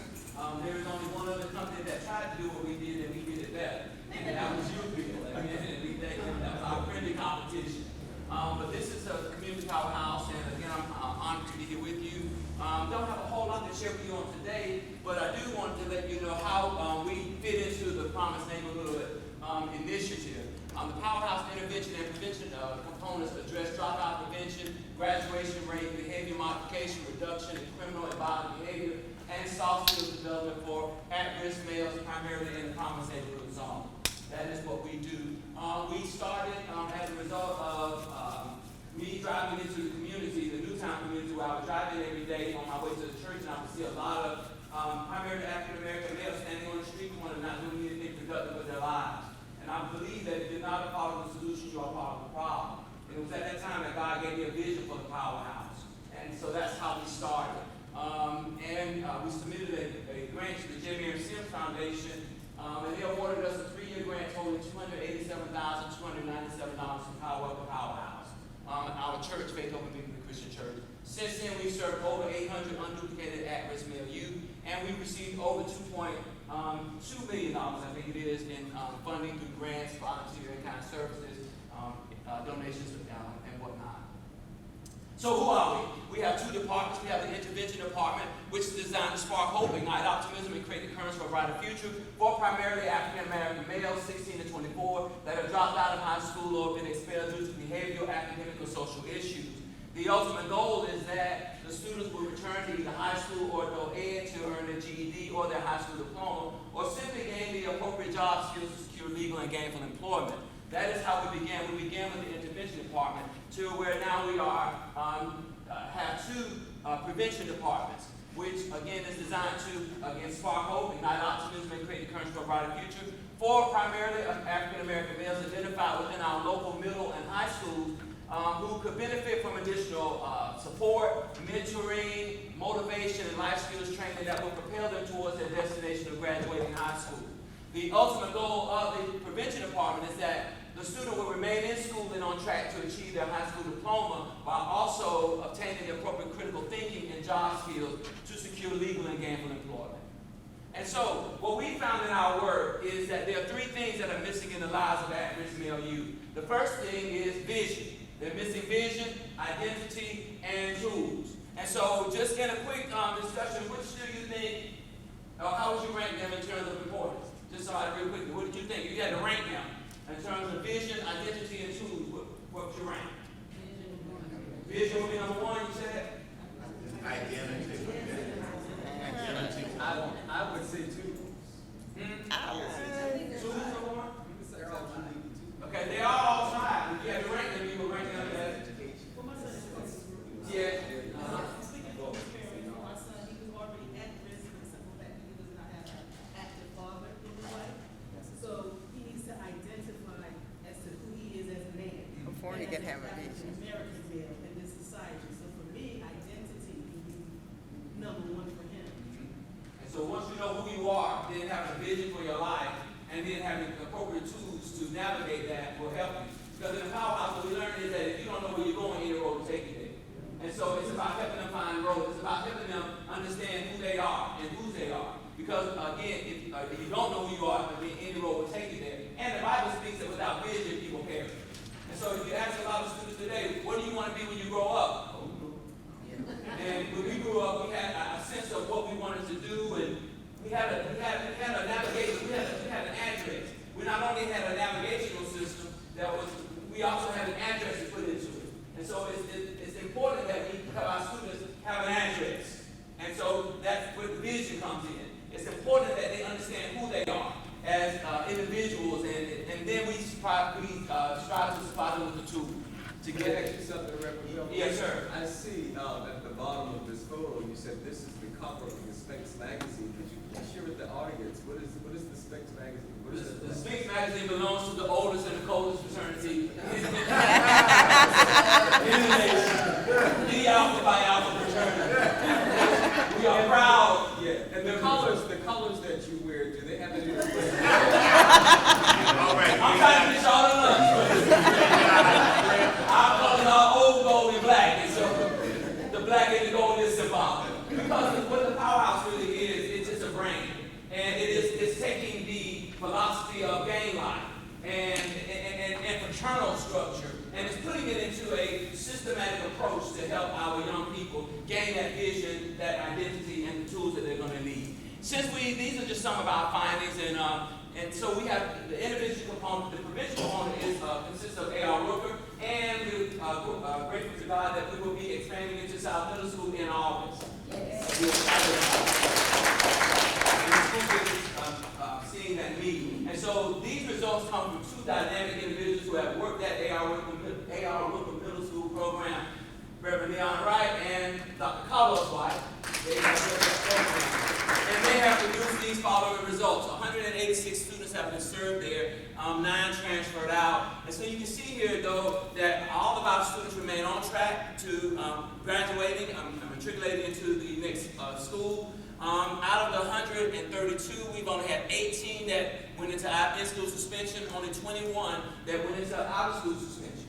So our program works, and we also do another survey that examines how our program is doing, its effectiveness, the components of it, and how it works. And so since November 22nd of 2004, we have again sparked hope, ignited optimism, and created the currency for a brighter future for 735 African American males, 71 Caucasian, 38 Hispanic, Latino, 21 biracial, and 1 Asian. So our company does not discriminate based off of color or ethnicity. So simply, how do we do it? Corporate branding. Everything is tied to it's kind of theme-based to a corporation. Our folks are called doctor in their last name because we have the power to speak things that are not as though they were. And so we aim for them to educationally become a doctor, but if they never become a PhD, as long as they're pushing for a higher dimension, that's all that matters for us. So we have corporate branding. We use creative teaching techniques. We do what we call baggage identification. We have what is called the bag chart, where our students learn how to identify the baggage that's in their lives and how to unpack that baggage in order so that they can maneuver through life successfully. And we take a group mentoring approach to what we do, but it's a lot more than that. We provide them with real-world tools. We teach them the 5 C's of credit. They learn about credit, but they also learn that you gain credit in high school in terms of your grades. Your grades determine the credit score. Every A, 4 points. Every B, 3 points. Every C, 2, D, 1. And how that's calculated and how that credit score will determine whether or not you get a full ride, a partial scholarship, or you pay for it all on your own. So we tie everything to real life as well. And we provide hands-on learning experiences. During the summer, we do a 4-week summer leadership academy where we take 13 individuals and we spend the summer with them 5 days a week, actually, no, 4 days a week. 4 days a week. And what we do is we take them on various learning excursions where they learn how to ride a car. We take them to Jaguar, Mercedes-Benz, the exotic car dealership off of Tabola Road, where they sit inside a Ferrari, and then they sit inside a Bentley, they sit inside a Jaguar, they sit inside all these spots, and then we're going to come back, we're going to talk about financing, we're going to find this website, we're going to look at interest rates, we're going to talk about, and tie all of that into real world. House buying, we're going to take them to $1 million home. And when we come back, we're going to talk about having a mortgage versus renting. We're going to talk about crown molding, backsplash, and all of those things that they may not be familiar with. And so when we have another time, I'll go into it, bring you some pictures and all of that, but I just want to give you an overview of that. And of course, we collaborate with various agencies within the community to do what we do. And so it is really about whatever it takes. And we've been doing that for a long time. And so I want to honor these 2 men here, and I want to honor our newest SVP, Senior Vice President, will be going over to Yarra River, where Reverend Wright will be going over to South to bring that program up to where we want it and need it to be. So I thank you 3 guys for what you do. And so in terms of what we do and how we fit into Promise Neighborhood, so you're going to have to put us on Facebook. We get $75,000 per year. Come on, Brad, free. Allocated $75,000 per year for 5 years. To provide curriculum, empowerment session, learning excursion, program incentives, and salaries and whatnot. We also work with 161 young men from the high school that have been there since we started the program over there. So we're still working with them, making sure that we do counseling with them and all of that to make sure that they have what it is that they need to be successful as well. So really to sum it up, Miss Ebony did a phenomenal job and putting this together for us, and I think the Community Powerhouse is a program that's designed to spark hope, ignite optimism, and create the currents for a brighter future for potentially at-risk males, primarily African American males who have been affected by dropout or failure due to academic issues that are disproportionate rate than others. It's designed to be a mentoring program with an added twist to it in that we strive to help our young men identify the baggage that they may be carrying in their lives, and giving them the tools and resources that they're going to need to get rid of some of that excess baggage or to learn how to travel appropriately with that baggage to reaching their goals. We provide opportunities, experiences, learning excursions, exposure to various activities and opportunities that will boost their self-esteem, build their self-confidence, expose them to the greater things in life that they have a right to have. Well, when it comes to me, this program has really helped me control my emotions better. It allowed me to source my anger in different ways other than my violence. It helps me have better self-control. It helps me know what it means to be a leader and to actually work with others when I prefer to work alone. It teaches me patience. It allows me to sit through and let others talk and not interrupt them or be rude. This program gives me a lot of knowledge and wisdom on our history as a people of color, and it helps me to understand where we came from and why we're here today. This program has impacted my life in a positive way because it's taught me how to value my education. Because before this, I really didn't care, and I would just get a deal of seeing the compassion grade just pass. But now I realize that I should strive to get a B or higher, and not strive to avoid expectations that has been set upon us and try to go higher with my limit. Students can get involved with us through several ways. One way is through our program that's in the schools. We have a program that's located in A.R. Rooker, and we'll be this year launching our program in South Middle School. So a parent can enroll their student through the school, or if the student is out, has been expelled, or needs some additional services outside, we have a program here at Powerhouse House that you can get that student involved in by just calling us. And our number is 803-322-3324. So you can reach us that way, and we'll gladly do whatever it takes, which is a part of that Promise Neighborhood Initiative, to get that student to where he needs to be. And so you see some of the techniques that we use in the boardroom. It's set up as a boardroom. Each student has their own office. They earn their engraved nameplate with doctor and their last name on it after 2 successful weeks of employment with us.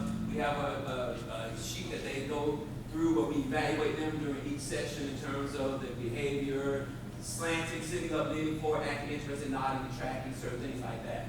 So we'd love for you to come by and see us. We have the house that's on 511 Gate Street. You're most welcome to stop in anytime if you have any questions. We'd love to share what it is that we do. One of the models that we stick by is, and I know that you've all heard this, you can lead a horse to water, but you can't make him drink. And that used to be my philosophy, so I ran into a powerful young woman by the name of Michelle Bell who said, but you can give him oats to make him thirsty. And so what Powerhouse does is try to develop an oat mix for each individual student, young man that comes into our program, to develop a mix that's going to make him thirst for something greater in life. And we're going to sit there and we're going to work with him to get that vision and to reshape that vision if he has one, to reshape it, to give him that vision and help him understand who he is so he can get rid of the fake ID and he can begin to travel with the real idea of who he is. And then we're going to also provide him with those tools and the collaborative partnerships and things that come from that to be all that he can be. So thank you all, and thank you this community. You got to forgive me, I'm a little bit tired today. It's been a very, very long day for me. So I want to say thank you to you all for helping us spark hope, ignite optimism, and create courage for a brighter future. And so next we have Catawba Mental Health.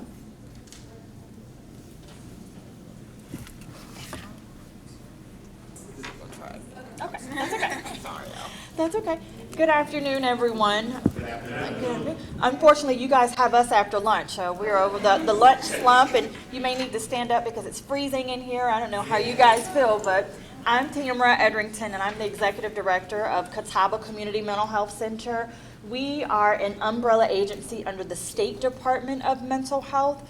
We serve the Tri-County area, Lancaster, York, and Chester counties. We have 5 facilities, 3 in York, 1 in Lancaster, 1 in Chester. We provide behavioral health and therapeutic services for 0 to geriatrics, so there is no age discrimination on the services that we provide. Our census right now, our total population, unduplicated individuals that we are currently serving are about 3,800 individuals across those 3 counties. Catawba is one of the 16 outpatient facilities that serve the state of South Carolina. There are 15 others that serve the remaining 43 counties in the state of South Carolina. We are very proud of our partnership with Promise Neighborhood. We are helping to do our part to serve the students in Lancaster County. But before we get started, I wanted to do a little exercise because I knew it was going to be after lunch. So just to see, and this will give you an idea of the individuals that we serve. So by a show of hands, I'm going to read 10 questions. Just kind of raise your hand if you work with, know someone, or have interacted in any way with someone who fits this category. 1, feel like you didn't have enough to eat, had dirty clothes, or had no one to protect or take care of you. Lost a parent through divorce, abandonment, or death. Lived with anyone who had a problem with drinking, using drugs, including prescription drugs. Let's see, did you live with someone who was depressed, mentally ill, or attempted suicide? Did your parents or adults in your home ever hit, punch, beat, or threaten to harm each other? Domestic violence situation. Did you live with anyone who went to jail or prison? Did a parent or adult in your home ever swear at you, insult you, or put you down? Did a parent or adult in your home ever hit, beat, kick, or physically hurt you in any way? Physical abuse of a child. Did you feel that no one in your family loved or thought you were special? Did you experience unwanted sexual contact such as fondling, oral, anal, vaginal intercourse, or penetration? So sexually abused children, not you necessarily, but work with or know anyone in your capacity. So I feel confident in saying about 75% of hands went up on every single question. These are what are called ACEs, adverse childhood experiences. And anyone who has 4 or more of these experiences has an elevated score, which indicates there's a potential of trauma, which leads to a mental illness. That is how we identify our population, elevated ACEs score, and we start as young as 2. We have partners with Lancaster First Steps, the early Head Starts, because we want to start identifying our patients early on. We go into those classrooms, we observe, we provide these screenings, and we identify those patients as young as 2 or 3 who could benefit from our services. We provide individual, family, group therapy, and we only use evidence-based treatment modalities. That means they've been proven to be effective. We don't pull it out of the air, we don't make it up as we go along, we use evidence-based treatment modalities. We only employ master's level or licensed trained therapists, so licensed professional counselors, licensed marriage and therapy counselors, different arrays of therapists. Right now at Catawba, we have 10 board-certified psychiatrists, some double board, some triple board. You will not find that many psychiatrists in one entity in anywhere outside of a hospital setting, like an atrium, but we are local to the citizens of Lancaster. Carol Cochran here, she is the clinic director of the Lancaster facility here where the access to your children, your families can be provided. We do not serve children independently because it won't work. As a marriage and family therapist, I know that it is a systemic problem. If I treat the 6-year-old and the family component doesn't change, what have I done? Not much. It'll almost be like a 51st date kind of scenario. We'll talk about it every day, but nothing is changing at home. So we do work to incorporate the family component into our services. So when we work with the population, it is a must for the families to be a part of our treatment. Some of the discrepancies or confusion that we hear in the county is they won't serve our children. And I actually had a question while I was sitting there, so I will entertain questions while I'm here because I do have to step out. I apologize. We are a state agency, so we do bill for our services. However, we do not turn anyone away for the inability to pay. We do accept all payer sources, Medicaid, Medicare, private insurance, TRICARE, but again, we do accept self-pay. We base our services on household income. So if there is a 17-year-old in your home who works, that is income. If grandma lives there and she draws Social Security or retirement benefits, that is income. So we do have to ask for that, but we base it on the number of individuals in your home. But the key thing I would like for you to remember is we will never turn anyone away who is seeking services. We also are not fully funded, even though we are a state agency. That is another misnomer or misconception in the community that they're a state agency. They can do everything they want. My operating budget is $10.7 million. I only received 5.1 from the state of South Carolina. So that says that I have to make up the remaining 5.6 million on my own. And I do that through grants. I do that from partnerships with First Steps in Lancaster School District and Promise Neighborhood. I do that through the billing mechanism. That is why we bill for our services. Insurances pay for the services that we provide. One of the questions that I did have was, how many sessions does a child or a family get? It is dependent upon them. The acuity of their symptoms, the severity of their symptoms, the medical necessity. That is a major component. A child must meet medical necessity to qualify for the services. It may not be the child who is having just some behavioral problems in the classroom that just may be getting suspended. That may be an administrative problem, administration school problem, or that may be someone who needs our services. But in order to weed out who we do serve and who we don't, we provide full biopsychosocial assessments. Those are 2 hours long. Insurance companies are the biggest component and who dictate how long we treat an individual. Most of the children that we see will fall under the umbrella of Medicaid or one of the MCOs, and they get to tell us, unfortunately, we will pay for 6 sessions, we will pay for 8 sessions, we will pay for 2 sessions. Once we're done paying, the family is on their own. Oftentimes, we do see families pull out of therapy because they can no longer afford to pay for the services that we do provide once the insurance falls off. But again, we will not turn them away. Another component is compliance. I just indicated that our services are individualized. Every child will not have the same treatment plan. You may have one, you may have one, you may have one, based on your symptoms and your acuity. However, family component is a must. If we don't have the family with the individual, we may terminate the services because we're not doing anything. We need everybody to work together. I will turn it over to Carol so she can tell you a little bit more about Lancaster in this community. I will answer your question before I do that. But Lancaster, she will give you the full array of services that can be provided right here in Lancaster County. Yes, sir. Did you say something about 51st dating syndrome? No, I said it's almost like 50 first dates when you work with an individual and you're just kind of spinning your wheel. Yes. The movie. It was a movie. It was a metaphor to a movie. I'm sorry. My apologies. I forget not everybody has seen that movie. That's okay. Carol. So I'm Carol Cochran, and I'm the clinic director here in the Lancaster office. So we serve everyone here in Lancaster County. We see children, adolescents, we see adults.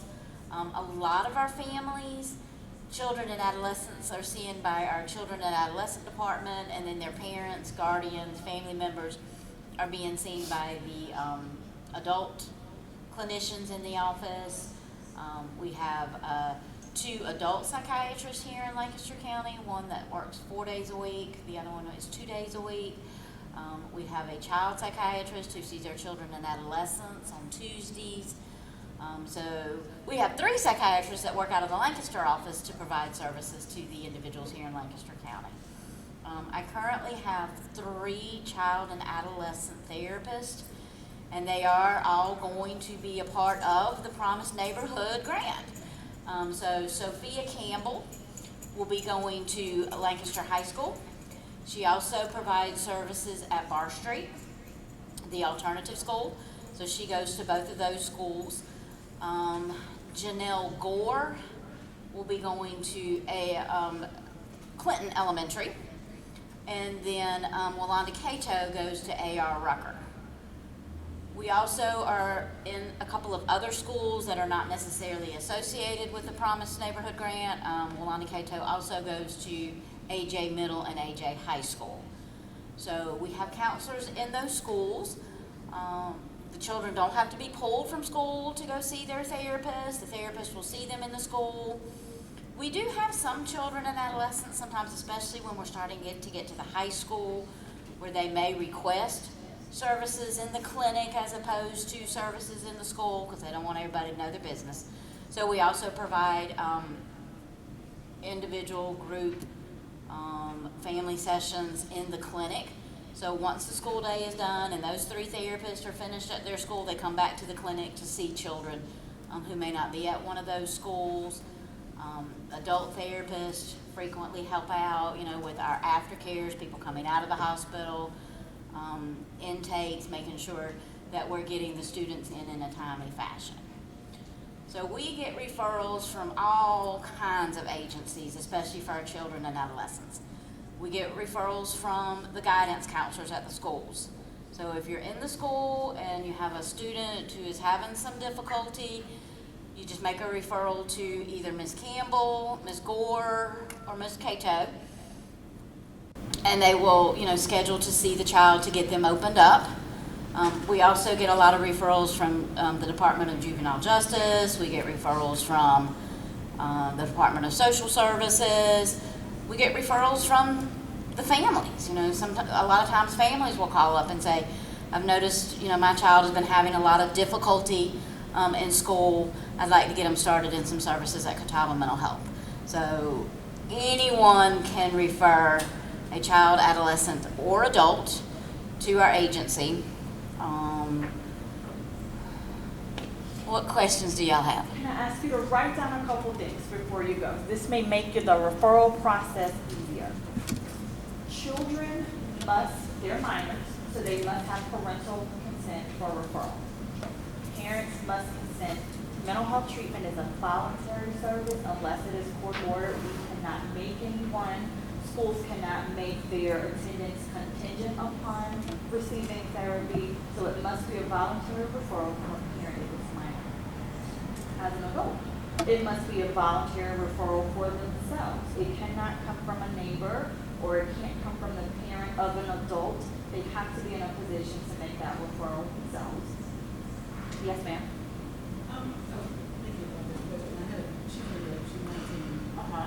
She signed herself at 18 out of the foster care system, so she has no family. She has no nothing. It's just her. And she's violent, very violent. She was fired from her job for threatening to kill an employee. So I called mental health, and they wouldn't do anything because she, at 19, didn't want to go in voluntarily. So I called police, but then they wouldn't make her go in voluntarily. She poses a threat. How do people that pose a threat to the community and if they're of age and they don't have any family, how do you assist those? Exactly what you did. The judicial background. It is not the answer you want to hear, but it's the truth. You have to continue to call the police. You have to continue. Individuals, unless they're at a point where you're actively homicidal or suicidal, not necessarily threatening, because if you can threaten right now by the time the police get here, it's clear as day, and they're not going to do anything. So you have to be in a moment of active homicidal ideations, suicidal ideations, or self-harm, and that's an immediate kind of court order. But in that situation, you continue to call the police. You continue to call us. Mobile crisis, we're available 24 hours, 7 days a week, 365 days a year. If it's 3 o'clock in the morning, then that's what it is. And we're responding to the scene to do an assessment at that point. It is not a short process. It is a lengthy process. It's not the right process, but that's how we're guided right now in the state of issues. So you keep doing that. Another thing that I would like for you guys to write down, because this will make it easy for the referrals, we do not treat eating disorders. So if you had an individual that is primary eating disorder, we are not the right place for them. And that is because eating disorders are so medically linked with the metabolic systems and you need a dietitian, you need all of these other services. They are best treated in an inpatient eating disorder facility. Another thing, substance use, primary substance use. That will be Donna and her team. They treat primary substance abuse. We can treat co-occurring. So if you have depression in conjunction with a cannabis use disorder, we can do that because that's secondary. We treat depression, which will help with cannabis use. But if your primary is active cocaine abuse, that is Donna and her team. Another thing, autism as a primary diagnosis. That is a developmental delay. That should be the Department of Disabilities and Special Needs. We do not treat them as a primary. Again, we can treat them as a secondary. Most children with autism who struggle from depression and anxiety, we can treat those, but not the autism that requires a specialty treatment process. Yes, ma'am. I will say that I just saw NAMI's National Alliance for Mental Illness newsletter this week. They are starting an autism support group. just to put that out there as another potential resource. Wonderful, thank you. I am on the board of NAMI, so thank you so much for that plug. A differentiation between NAMI. NAMI is advocacy. They are great in the advocacy that they do with support groups. They are not treatment providers. So if you're looking for treatment services, NAMI is not the place. They are advocacy support groups, dominant person, substance abuse, photographer, therapy. So those are the things. Do you know the number of mobile persons on the shop here? No, but I got it. We'll get it. I'll get it. We want you to write down. I have it in the car. Number as well, because that is how you get in touch with us after our questions. All right, yes, ma'am. I have a question. Sure. When you said that parents have to consent for their child to receive services, but you also do services at the schools, does the parents have to be present when you are providing services at an elementary The school? first appointment, because the parents have to sign the consent for treatment, they have to sign the consent for insurance. They are the historian. I would never depend on a 6-year-old to give me all the history that I need. So the parent does need to be there for the historian piece, because a lot of that biopsychosocial assessment is what happened in utero. How was mom's pregnancy? Because that can be a key component of to why the child may be behaving the way that they are. Is this a child that struggles with fetal alcohol syndrome because mom drank while she was pregnant? That answers a lot of questions for us, and we know what direction to go. Was this a child that was separated from mom from 0 to 3 and put in the foster care system? That also answers a lot, because now we're looking at some reattachment, some attachment stuff. Didn't get that secure bonding as an infant. That answers a lot of the bigger questions. That is why we do have the parents in every single assessment. It won't happen. Other questions? So one of the things I was gonna say is we do provide emergency services at Catawba Mental Health. So if you have a student, a parent, a guardian who is having a psychiatric emergency, they can come to the mental health center.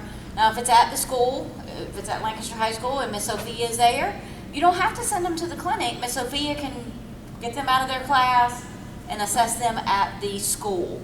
But any student, adolescent, adult who is having an emergency can walk into the mental health center during our normal business hours.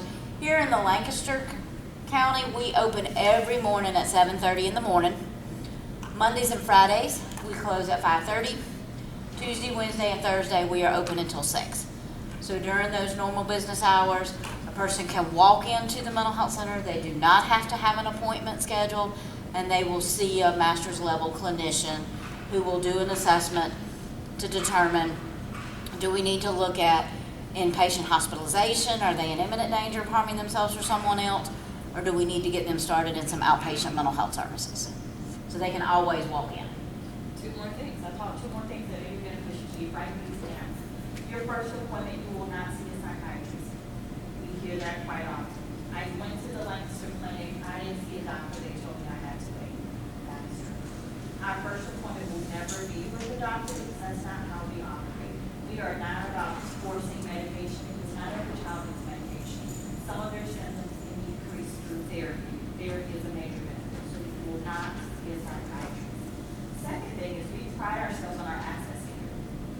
Right now, the wait list for psychiatrists and therapists, because of the aftermath of the pandemic, they are astronomical. We pride ourselves on a 7-day access standard. From the date you call, 7 business days later, you will be seeing a therapist. That is something that we appreciate, that families also appreciate. And as we speak of the pandemic, it brought about new resources to us. Prior to the pandemic, we provided all face-to-face services. Now at our disposal, we have telehealth as an option, and that has been great for us, because we do know a lot of the families in Lancaster, especially the rural areas of Lancaster, don't have transportation. It may be a trek to get from point A to where Carroll is, so we do offer virtual sessions. And on our website, that didn't work for us today, so we apologize. You will see those virtual chat rooms or those virtual therapy rooms of how you can have therapy. Yes, ma'am. Okay. You will see how you can get in touch with your doctor or your therapist and see your appointment and bills on those websites. So they did bring about the resources for us. Okay, so clarification on the 7-day thing. Yes. 7 days from the day, not the referral source. So if you are a referral source, your 7-day call doesn't count, because we need the parent to call. So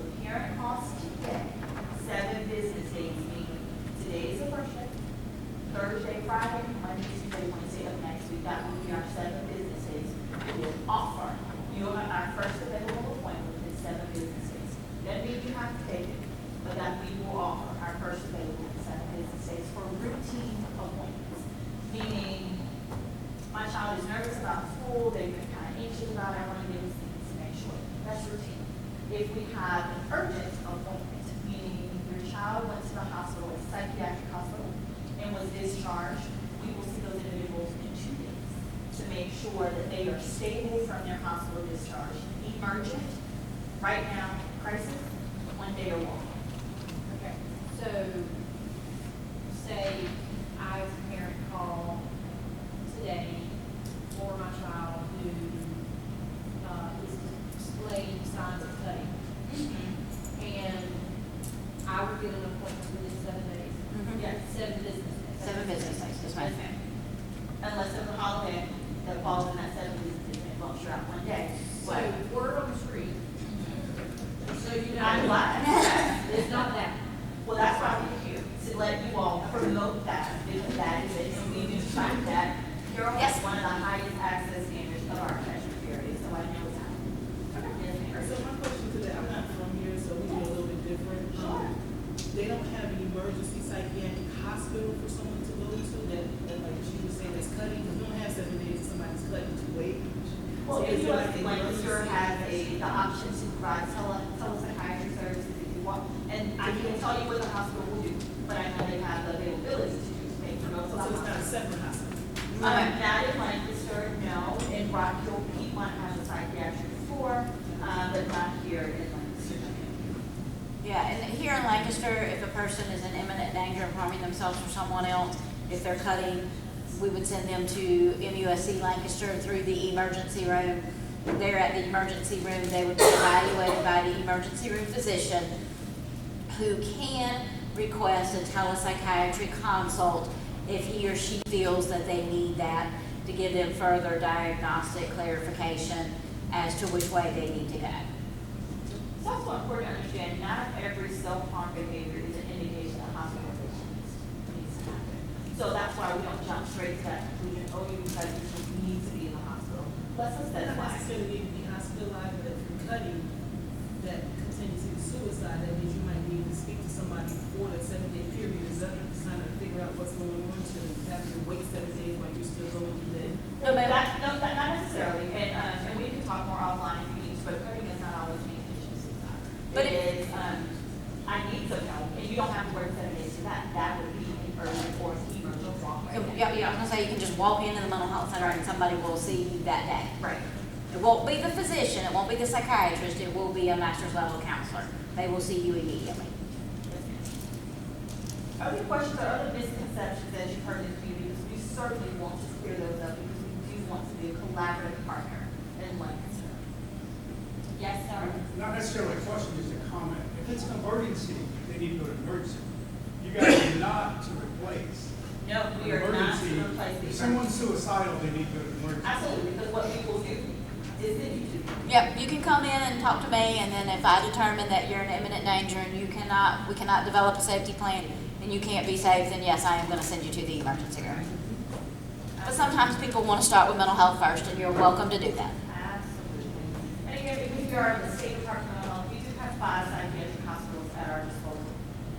State hospitals that are outside of the private institutes that are located in Lancaster or Rock Hill, Winchester.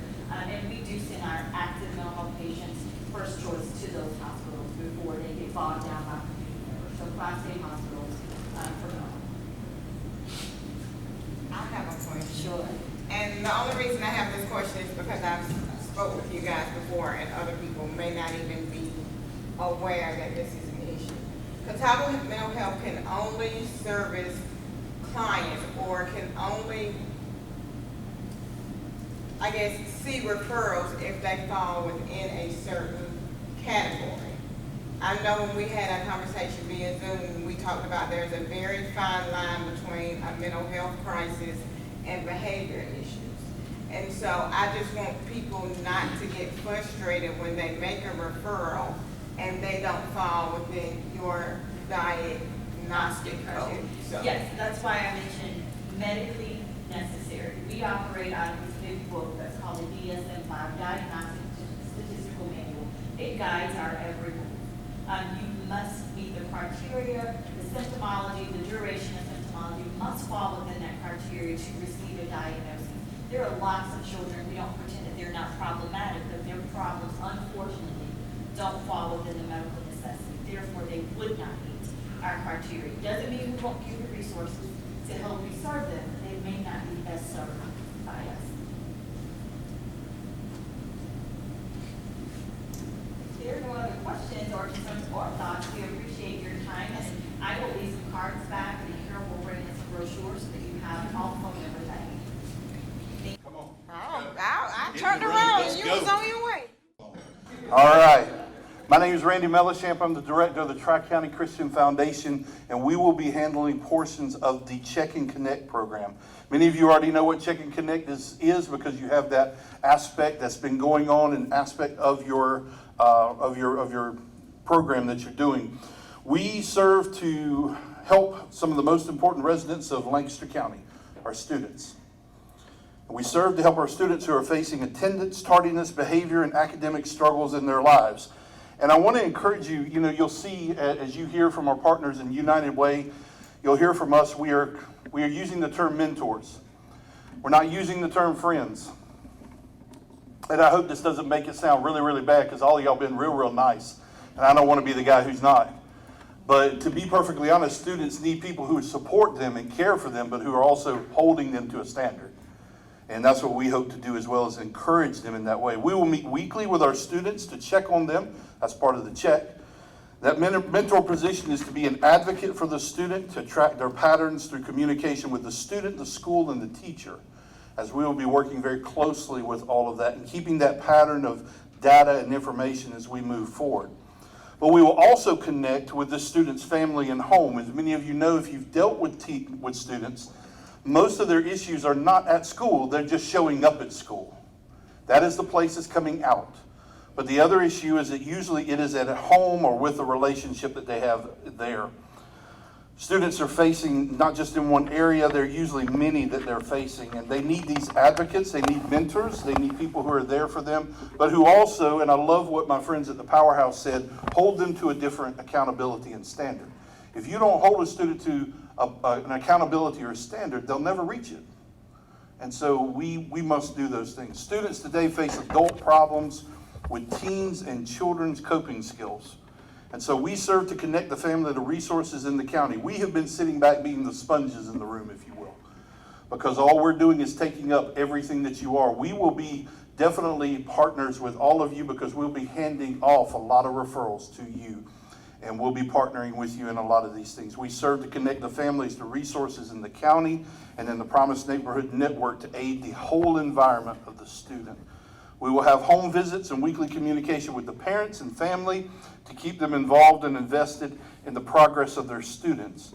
We've been really excited to partner with United Way. They're going to come up afterwards, so I won't steal all of Holly's thunder, but one thing I will steal is the Unite Us database that we're going to be creating that all of us will be in.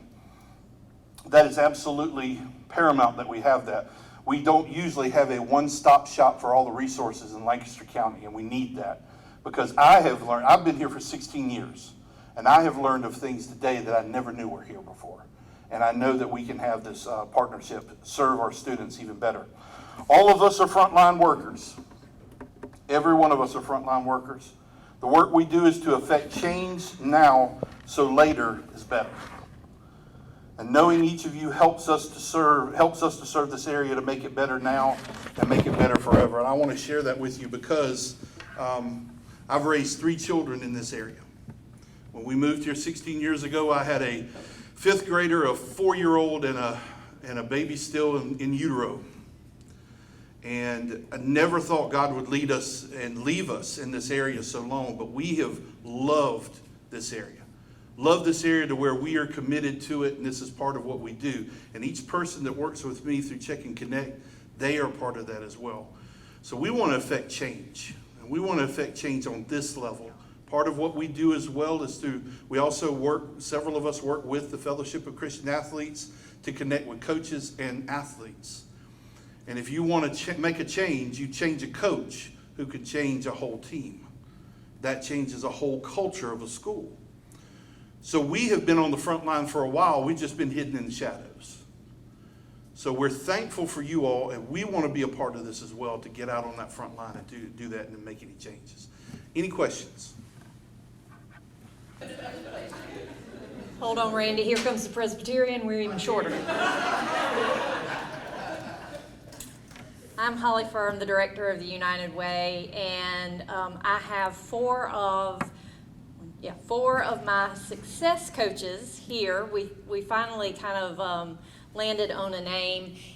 In Harlem, with the Harlem Children's Zone, they are called student advocates. We weren't real, that's not a real touchy-feely kind of word, and we batted around coaches. Well, that has a lot of different connotations too, and we didn't want to call them academic coaches because that's not really what they are. But what we really truly want to do is help the family be successful, and so we are calling them success coaches. We will have 2 at Clinton, 2 at Rucker, and 3 at Lancaster High School. They are all full-time. They will not necessarily be in the schools all the time. They will be housed in the schools, but they will be linking school, home, and community. So many of the things that Randy talked about, we will be doing. We will also be cross-trained in each program. So Check and Connect, with Randy's group, they will be primarily Check and Connect, but they will also go through our visitation training. Our success coaches will also go through Check and Connect training just so we can work well with each other since we're all going to be in the schools. But many of the services that we are talking about here today, along with others in our community, that's what our people are going to focus on. So as Randy was talking, you might have some situation at school. Maybe the child's not doing well academically, or you've got some behavior problems or whatever. That might not be an intelligence issue. It might be something else that's going on. Maybe grandma just moved into the household and it's an adjustment for everybody. Maybe mom got a job second shift, and so now grandma's in charge. Well, I don't know this math that everybody's doing nowadays, and how do you expect grandma to know it? And so, we just need to make sure that services are being available. Or maybe this high school student is taking care of grandma's medical needs, and so they need some services through Council on Aging or Golden Care or something like that to receive services, so that can free up the child to focus on what is important to them, being successful in school and being a child versus taking care of their family. Not that we're anti-family by any means, but we certainly want the child to grow up in a childhood home and not be an adult too early.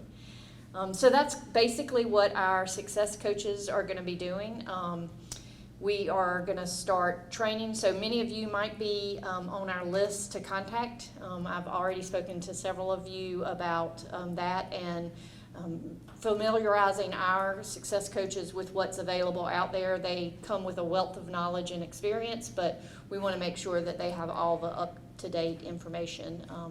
And so when you see people in the high school, middle school, or elementary school that you come in contact with that you think needs a little bit more assistance, contact one of our success coaches and we will make that happen.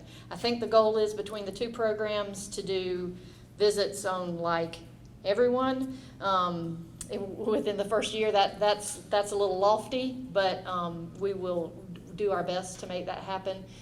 So even though the family might have a student at all 3 schools, we'll pick what success coach will need to follow that family. So there is a lot of overlap in our county, so we don't have to worry about that as much.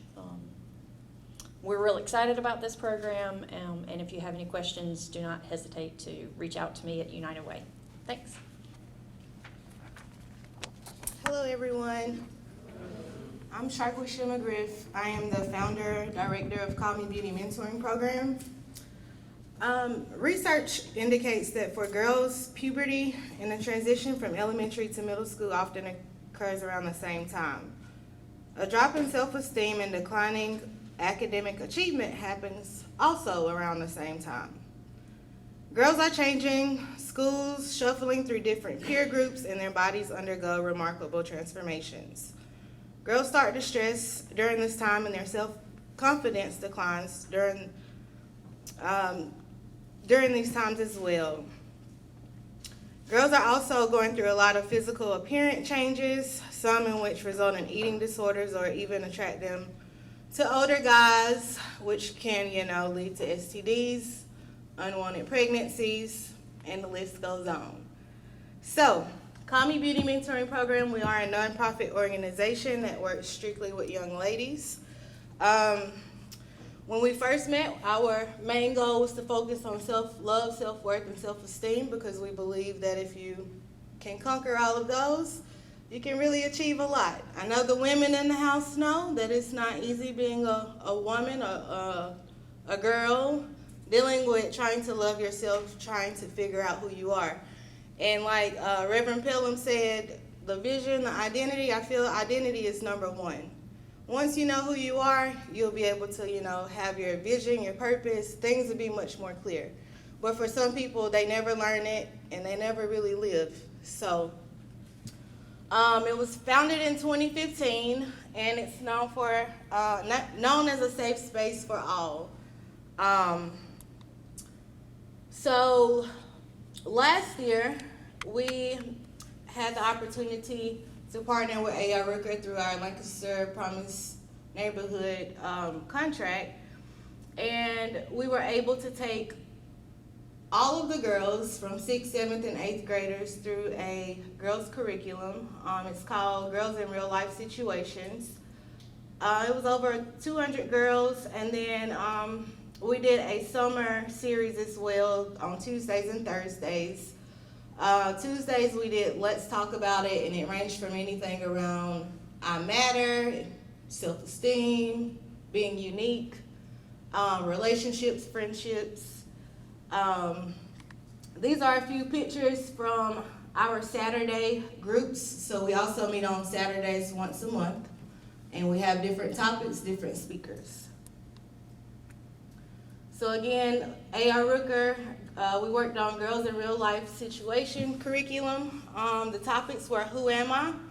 Body images, choices, communication, emotions, friendships, relationships, self-esteem, stress, reaching out, tough times, community involvement, and who I am. So in the end, they were able to define who they were.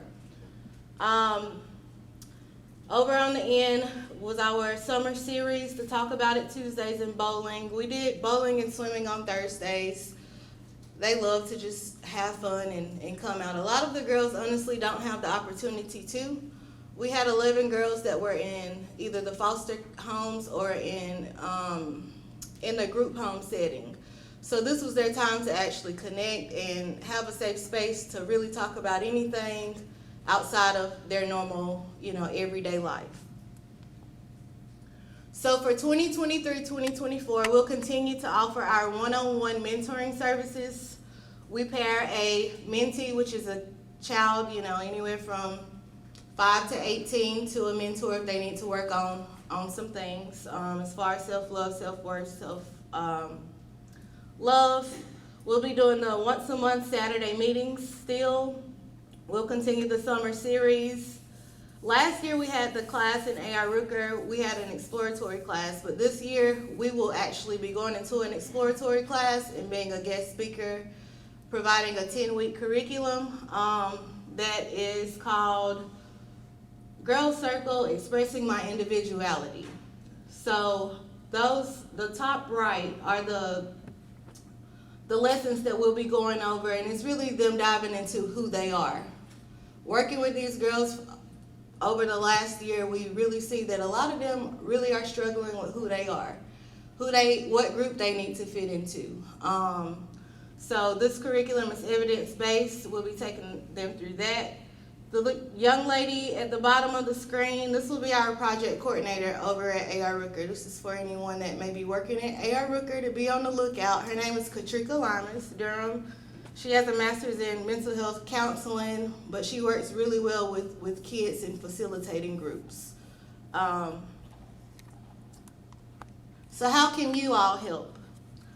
You can refer young ladies for our one-on-one mentoring services or for the group mentor meetings that we host. You can share our events or our posts, maybe on social media. And then if you'll just follow us and just really see what's going on, get the word out. We're open to anyone in Lancaster. It doesn't have to be specifically A.R. Rooker, but that's our mission towards, Promise Neighborhood. I work with South. We got people from Indian Land, AJ, and it has really grown over the last eight years. And then I have a short video that Miss Ebony recorded for us, and it'll show a testimony of one of our girls that have went through. So she went through our A.R. Rooker class, and then she came through our summer session as well. Call Me Beauty Mentoring Program is a program that works with young ladies ages 10 and up on the importance of self-love, self-esteem, and self-worth. To sign up for our summer series starting June 6th, follow us at Call Me Beauty Mentoring on Facebook and Instagram, and also check out our website at callmebeautymentoring.com. Some of the topics that we discuss in our mentor program are relationships, body images, friendship, and emotions. Sign up today to join our mentor program. Call Me Beauty has impacted me because, I know what to do with myself. I know how to take care of myself better. Basically, I know, which group to be in and stuff. I have social anxiety, and I don't really like to talk to other people like that. So it's really helped me with the kind of activities that has been, placed in the program. But I now know how to, see and know which group I should be in. My advice to you would be to follow your passions and don't listen to what anyone tells you. If they tell you you shouldn't do that, you don't listen to them because they're wrong. And if you trust me, you'll make it. If you follow your passion, you will make it eventually. So yes, that's our program. I do have referral forms for anyone that may be within our within, I guess, A.R. Rooker, or even within the community. If you guys will get some referral forms, if you run across any young ladies that, may need the additional services, or just a safe group to come to receive some tools to put into their personal toolkit along the way, please refer them over to us or follow us on our social media. Thank you.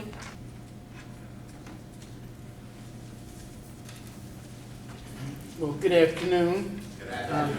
My name's Dwayne Brown. Unfortunately, Walt Collins was not available.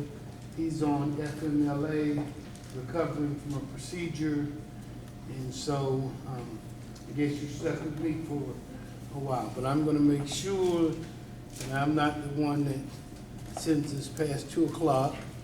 And so a couple of things that we do here at the university. One is the ACT, SAT test prep workshop. Students are encouraged to come. We do an overview. They get one of the thick Kaplan books for both the SAT and the ACT, provided by Lancaster Promise Neighborhood. They learn strategies. One thing, for example, in the math section for the SAT, there's 60 questions to do in 60 minutes. And so a lot of our students, if you have struggles reading, it's going to be impossible to finish that. And so we give them some strategies for how you address these problems and how you kind of work through them. We do plenty of practice, and so we have done one workshop in the fall and the other this past spring in February, March. We do 4 Saturdays, usually in a row. Myself and Dr. Patrick Lawrence are in charge. I do the quantitative part, the math, and he does the English and language arts portion. And so I think it is scheduled, it's not scheduled yet, but we will have another workshop in the fall and one in the spring. There are 4 Saturdays. I'm there to attend all 4 of them, ideally, because we do cover different topics on different Saturdays, and the 4 Saturdays encompass all of the topics that are covered in the SAT. They get both the SAT and the SAT book, and we do talk about how they're related and how they differ. In addition, the university provides the USC Lancaster Arts and Sciences Adventure Camp. This is a camp. We do 2 sessions for 3 weeks in June and 3 weeks in July. It runs Monday through Thursday, 9 a.m. to 3 p.m. For an hour and a half.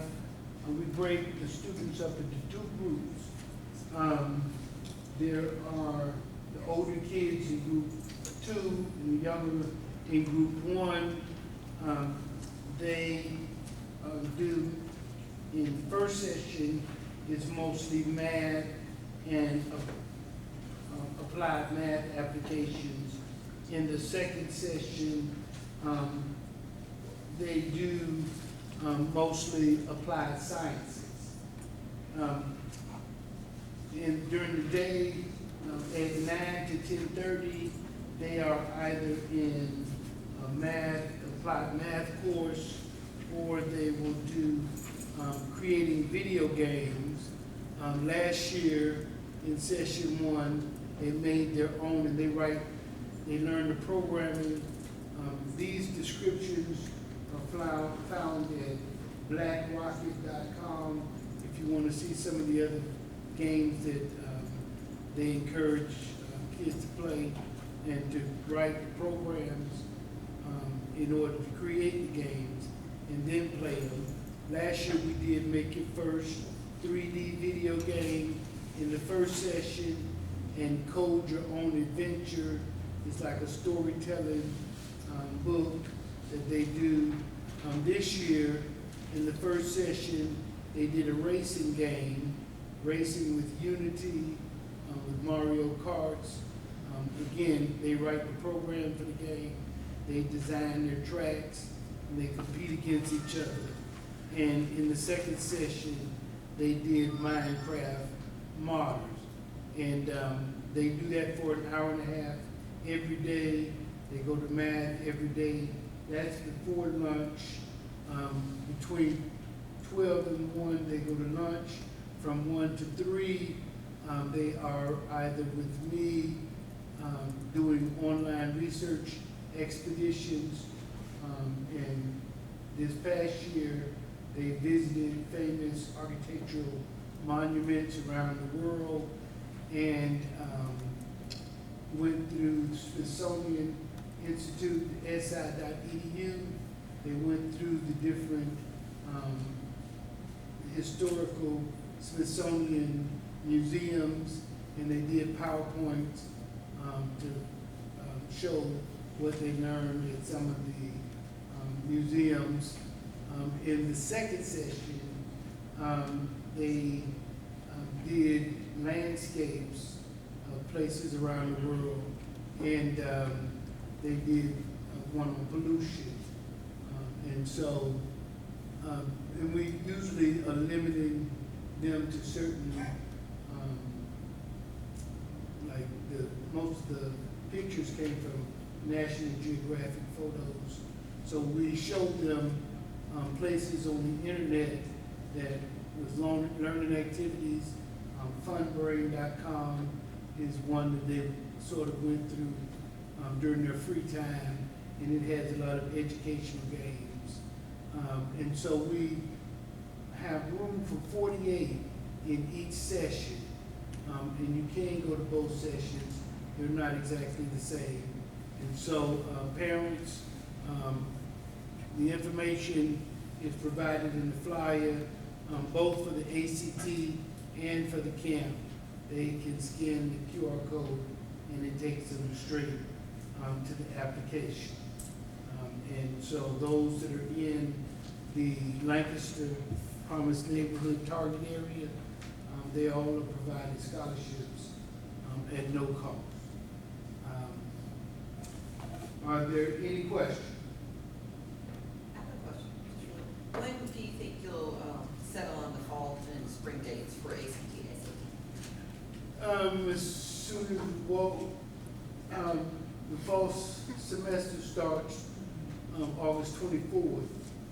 And so, depending upon when Walt gets back,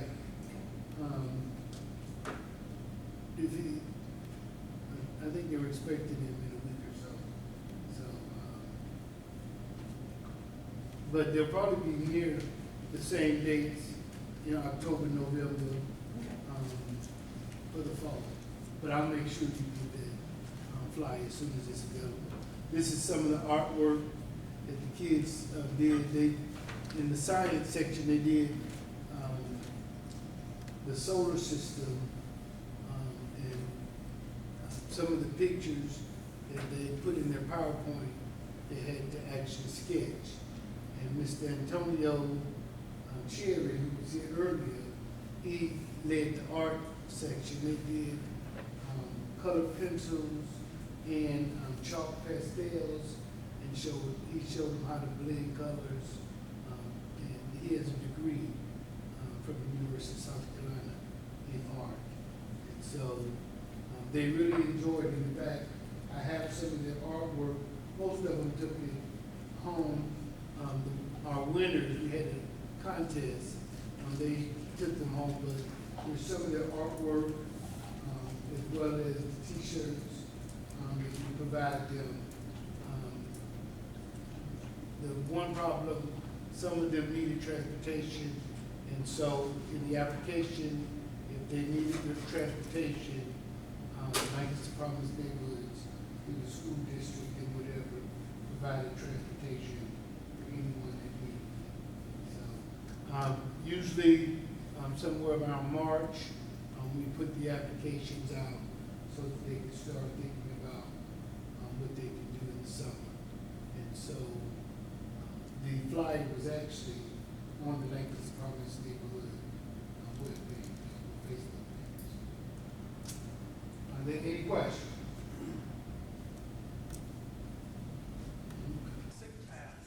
I got to go before you, baby. Hold on, wait, Grace, I got to go before you real quick. And I just found out yesterday, so I'm gonna be real quick. So, You found out yesterday because you have been on vacation. that's right. Yeah, a much needed vacation.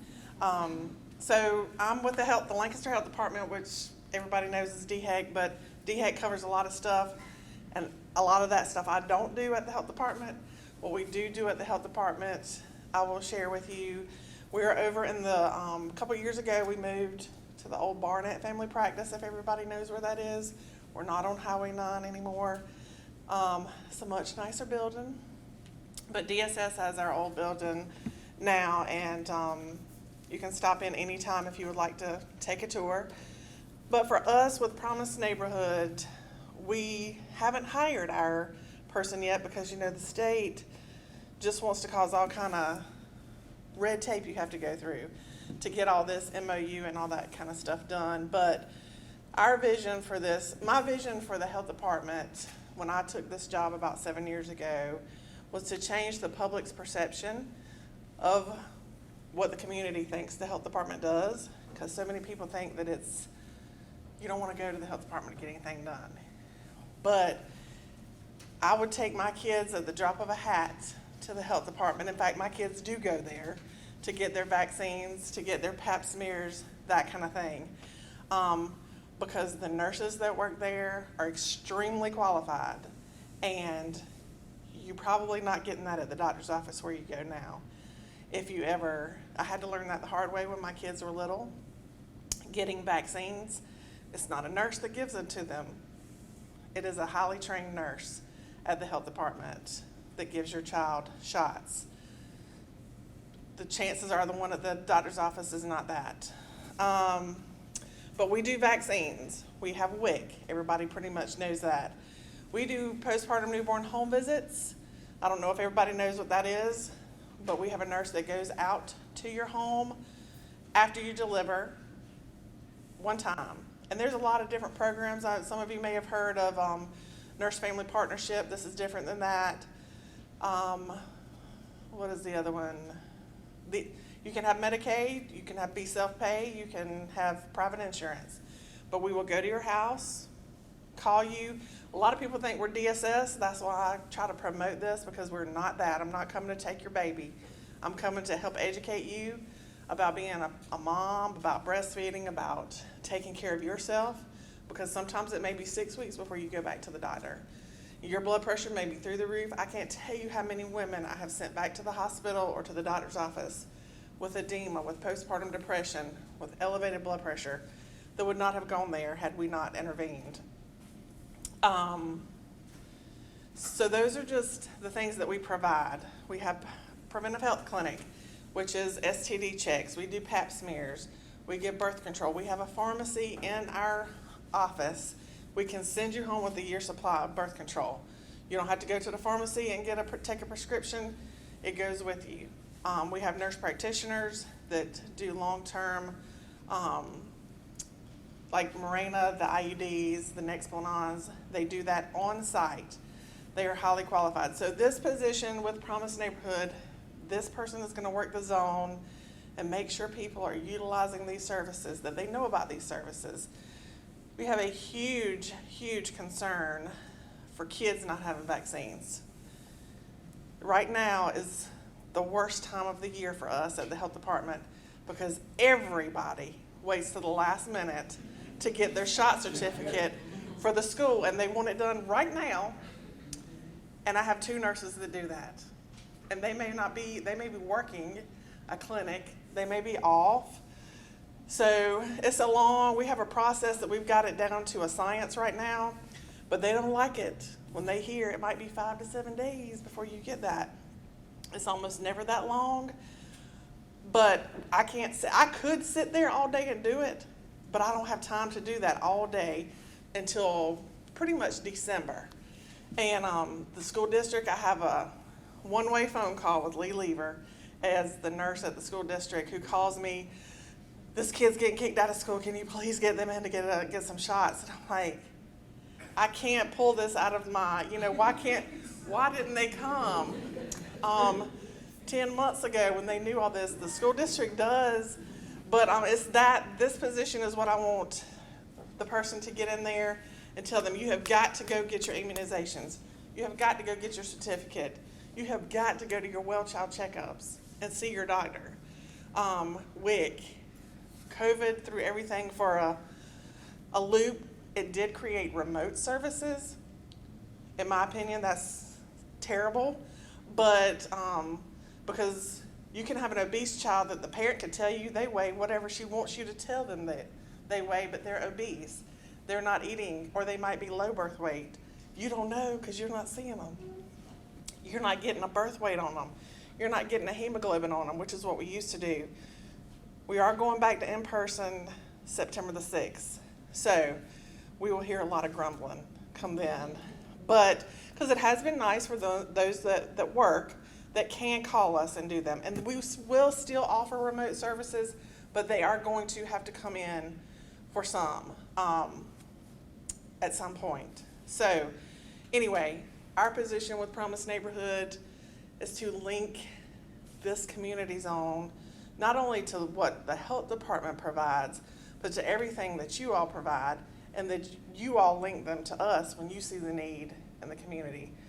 I think this meeting right here, thank goodness for Promise Neighborhood, because I wish I'd have had this about 7 years ago, to know about all the different services in Lancaster County. And I'm thinking, can I get you to come to my staff meeting? Can I get you to come to my staff meeting and tell my staff what the community has? Because we see the community just like y'all do, but I didn't even know about Sharquisha's thing. And I'm like, do you know how many people we see we could refer over there to her? I'm like, And you guys, the Powerhouse, I'm like, how have I not heard this name before?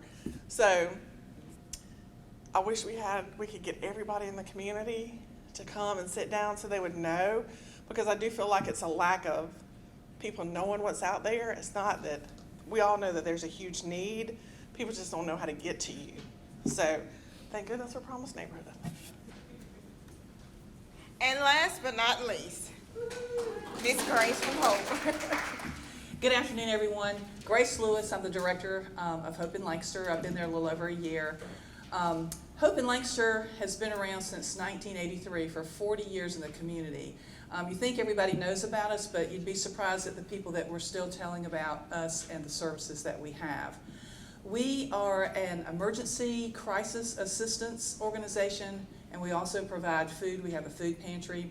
Some of our programs are Jumpstart, Getting Ahead, Bounce Back, and through those programs we give out food. So for example, most people come to our agency through our Jumpstart program. They come with a short-term emergency. They're unable to pay their rent or their utilities, just about to get turned off, and we have a process for helping them with that.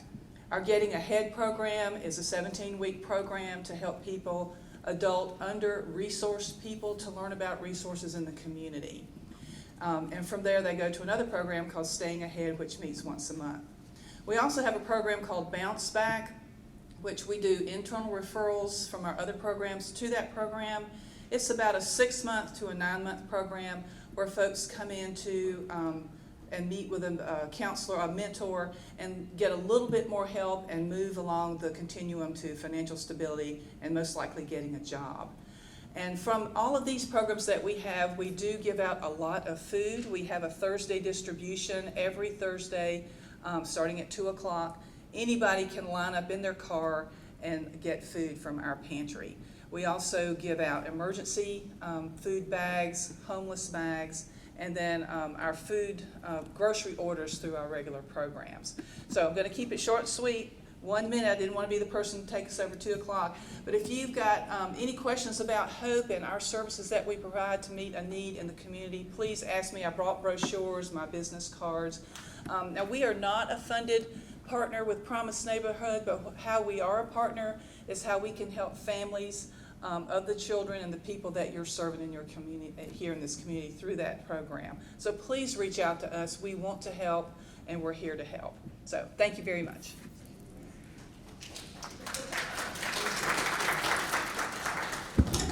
It is 2 o'clock, but I was told that we have just a few words from Albert Blackman, our advisory board chair.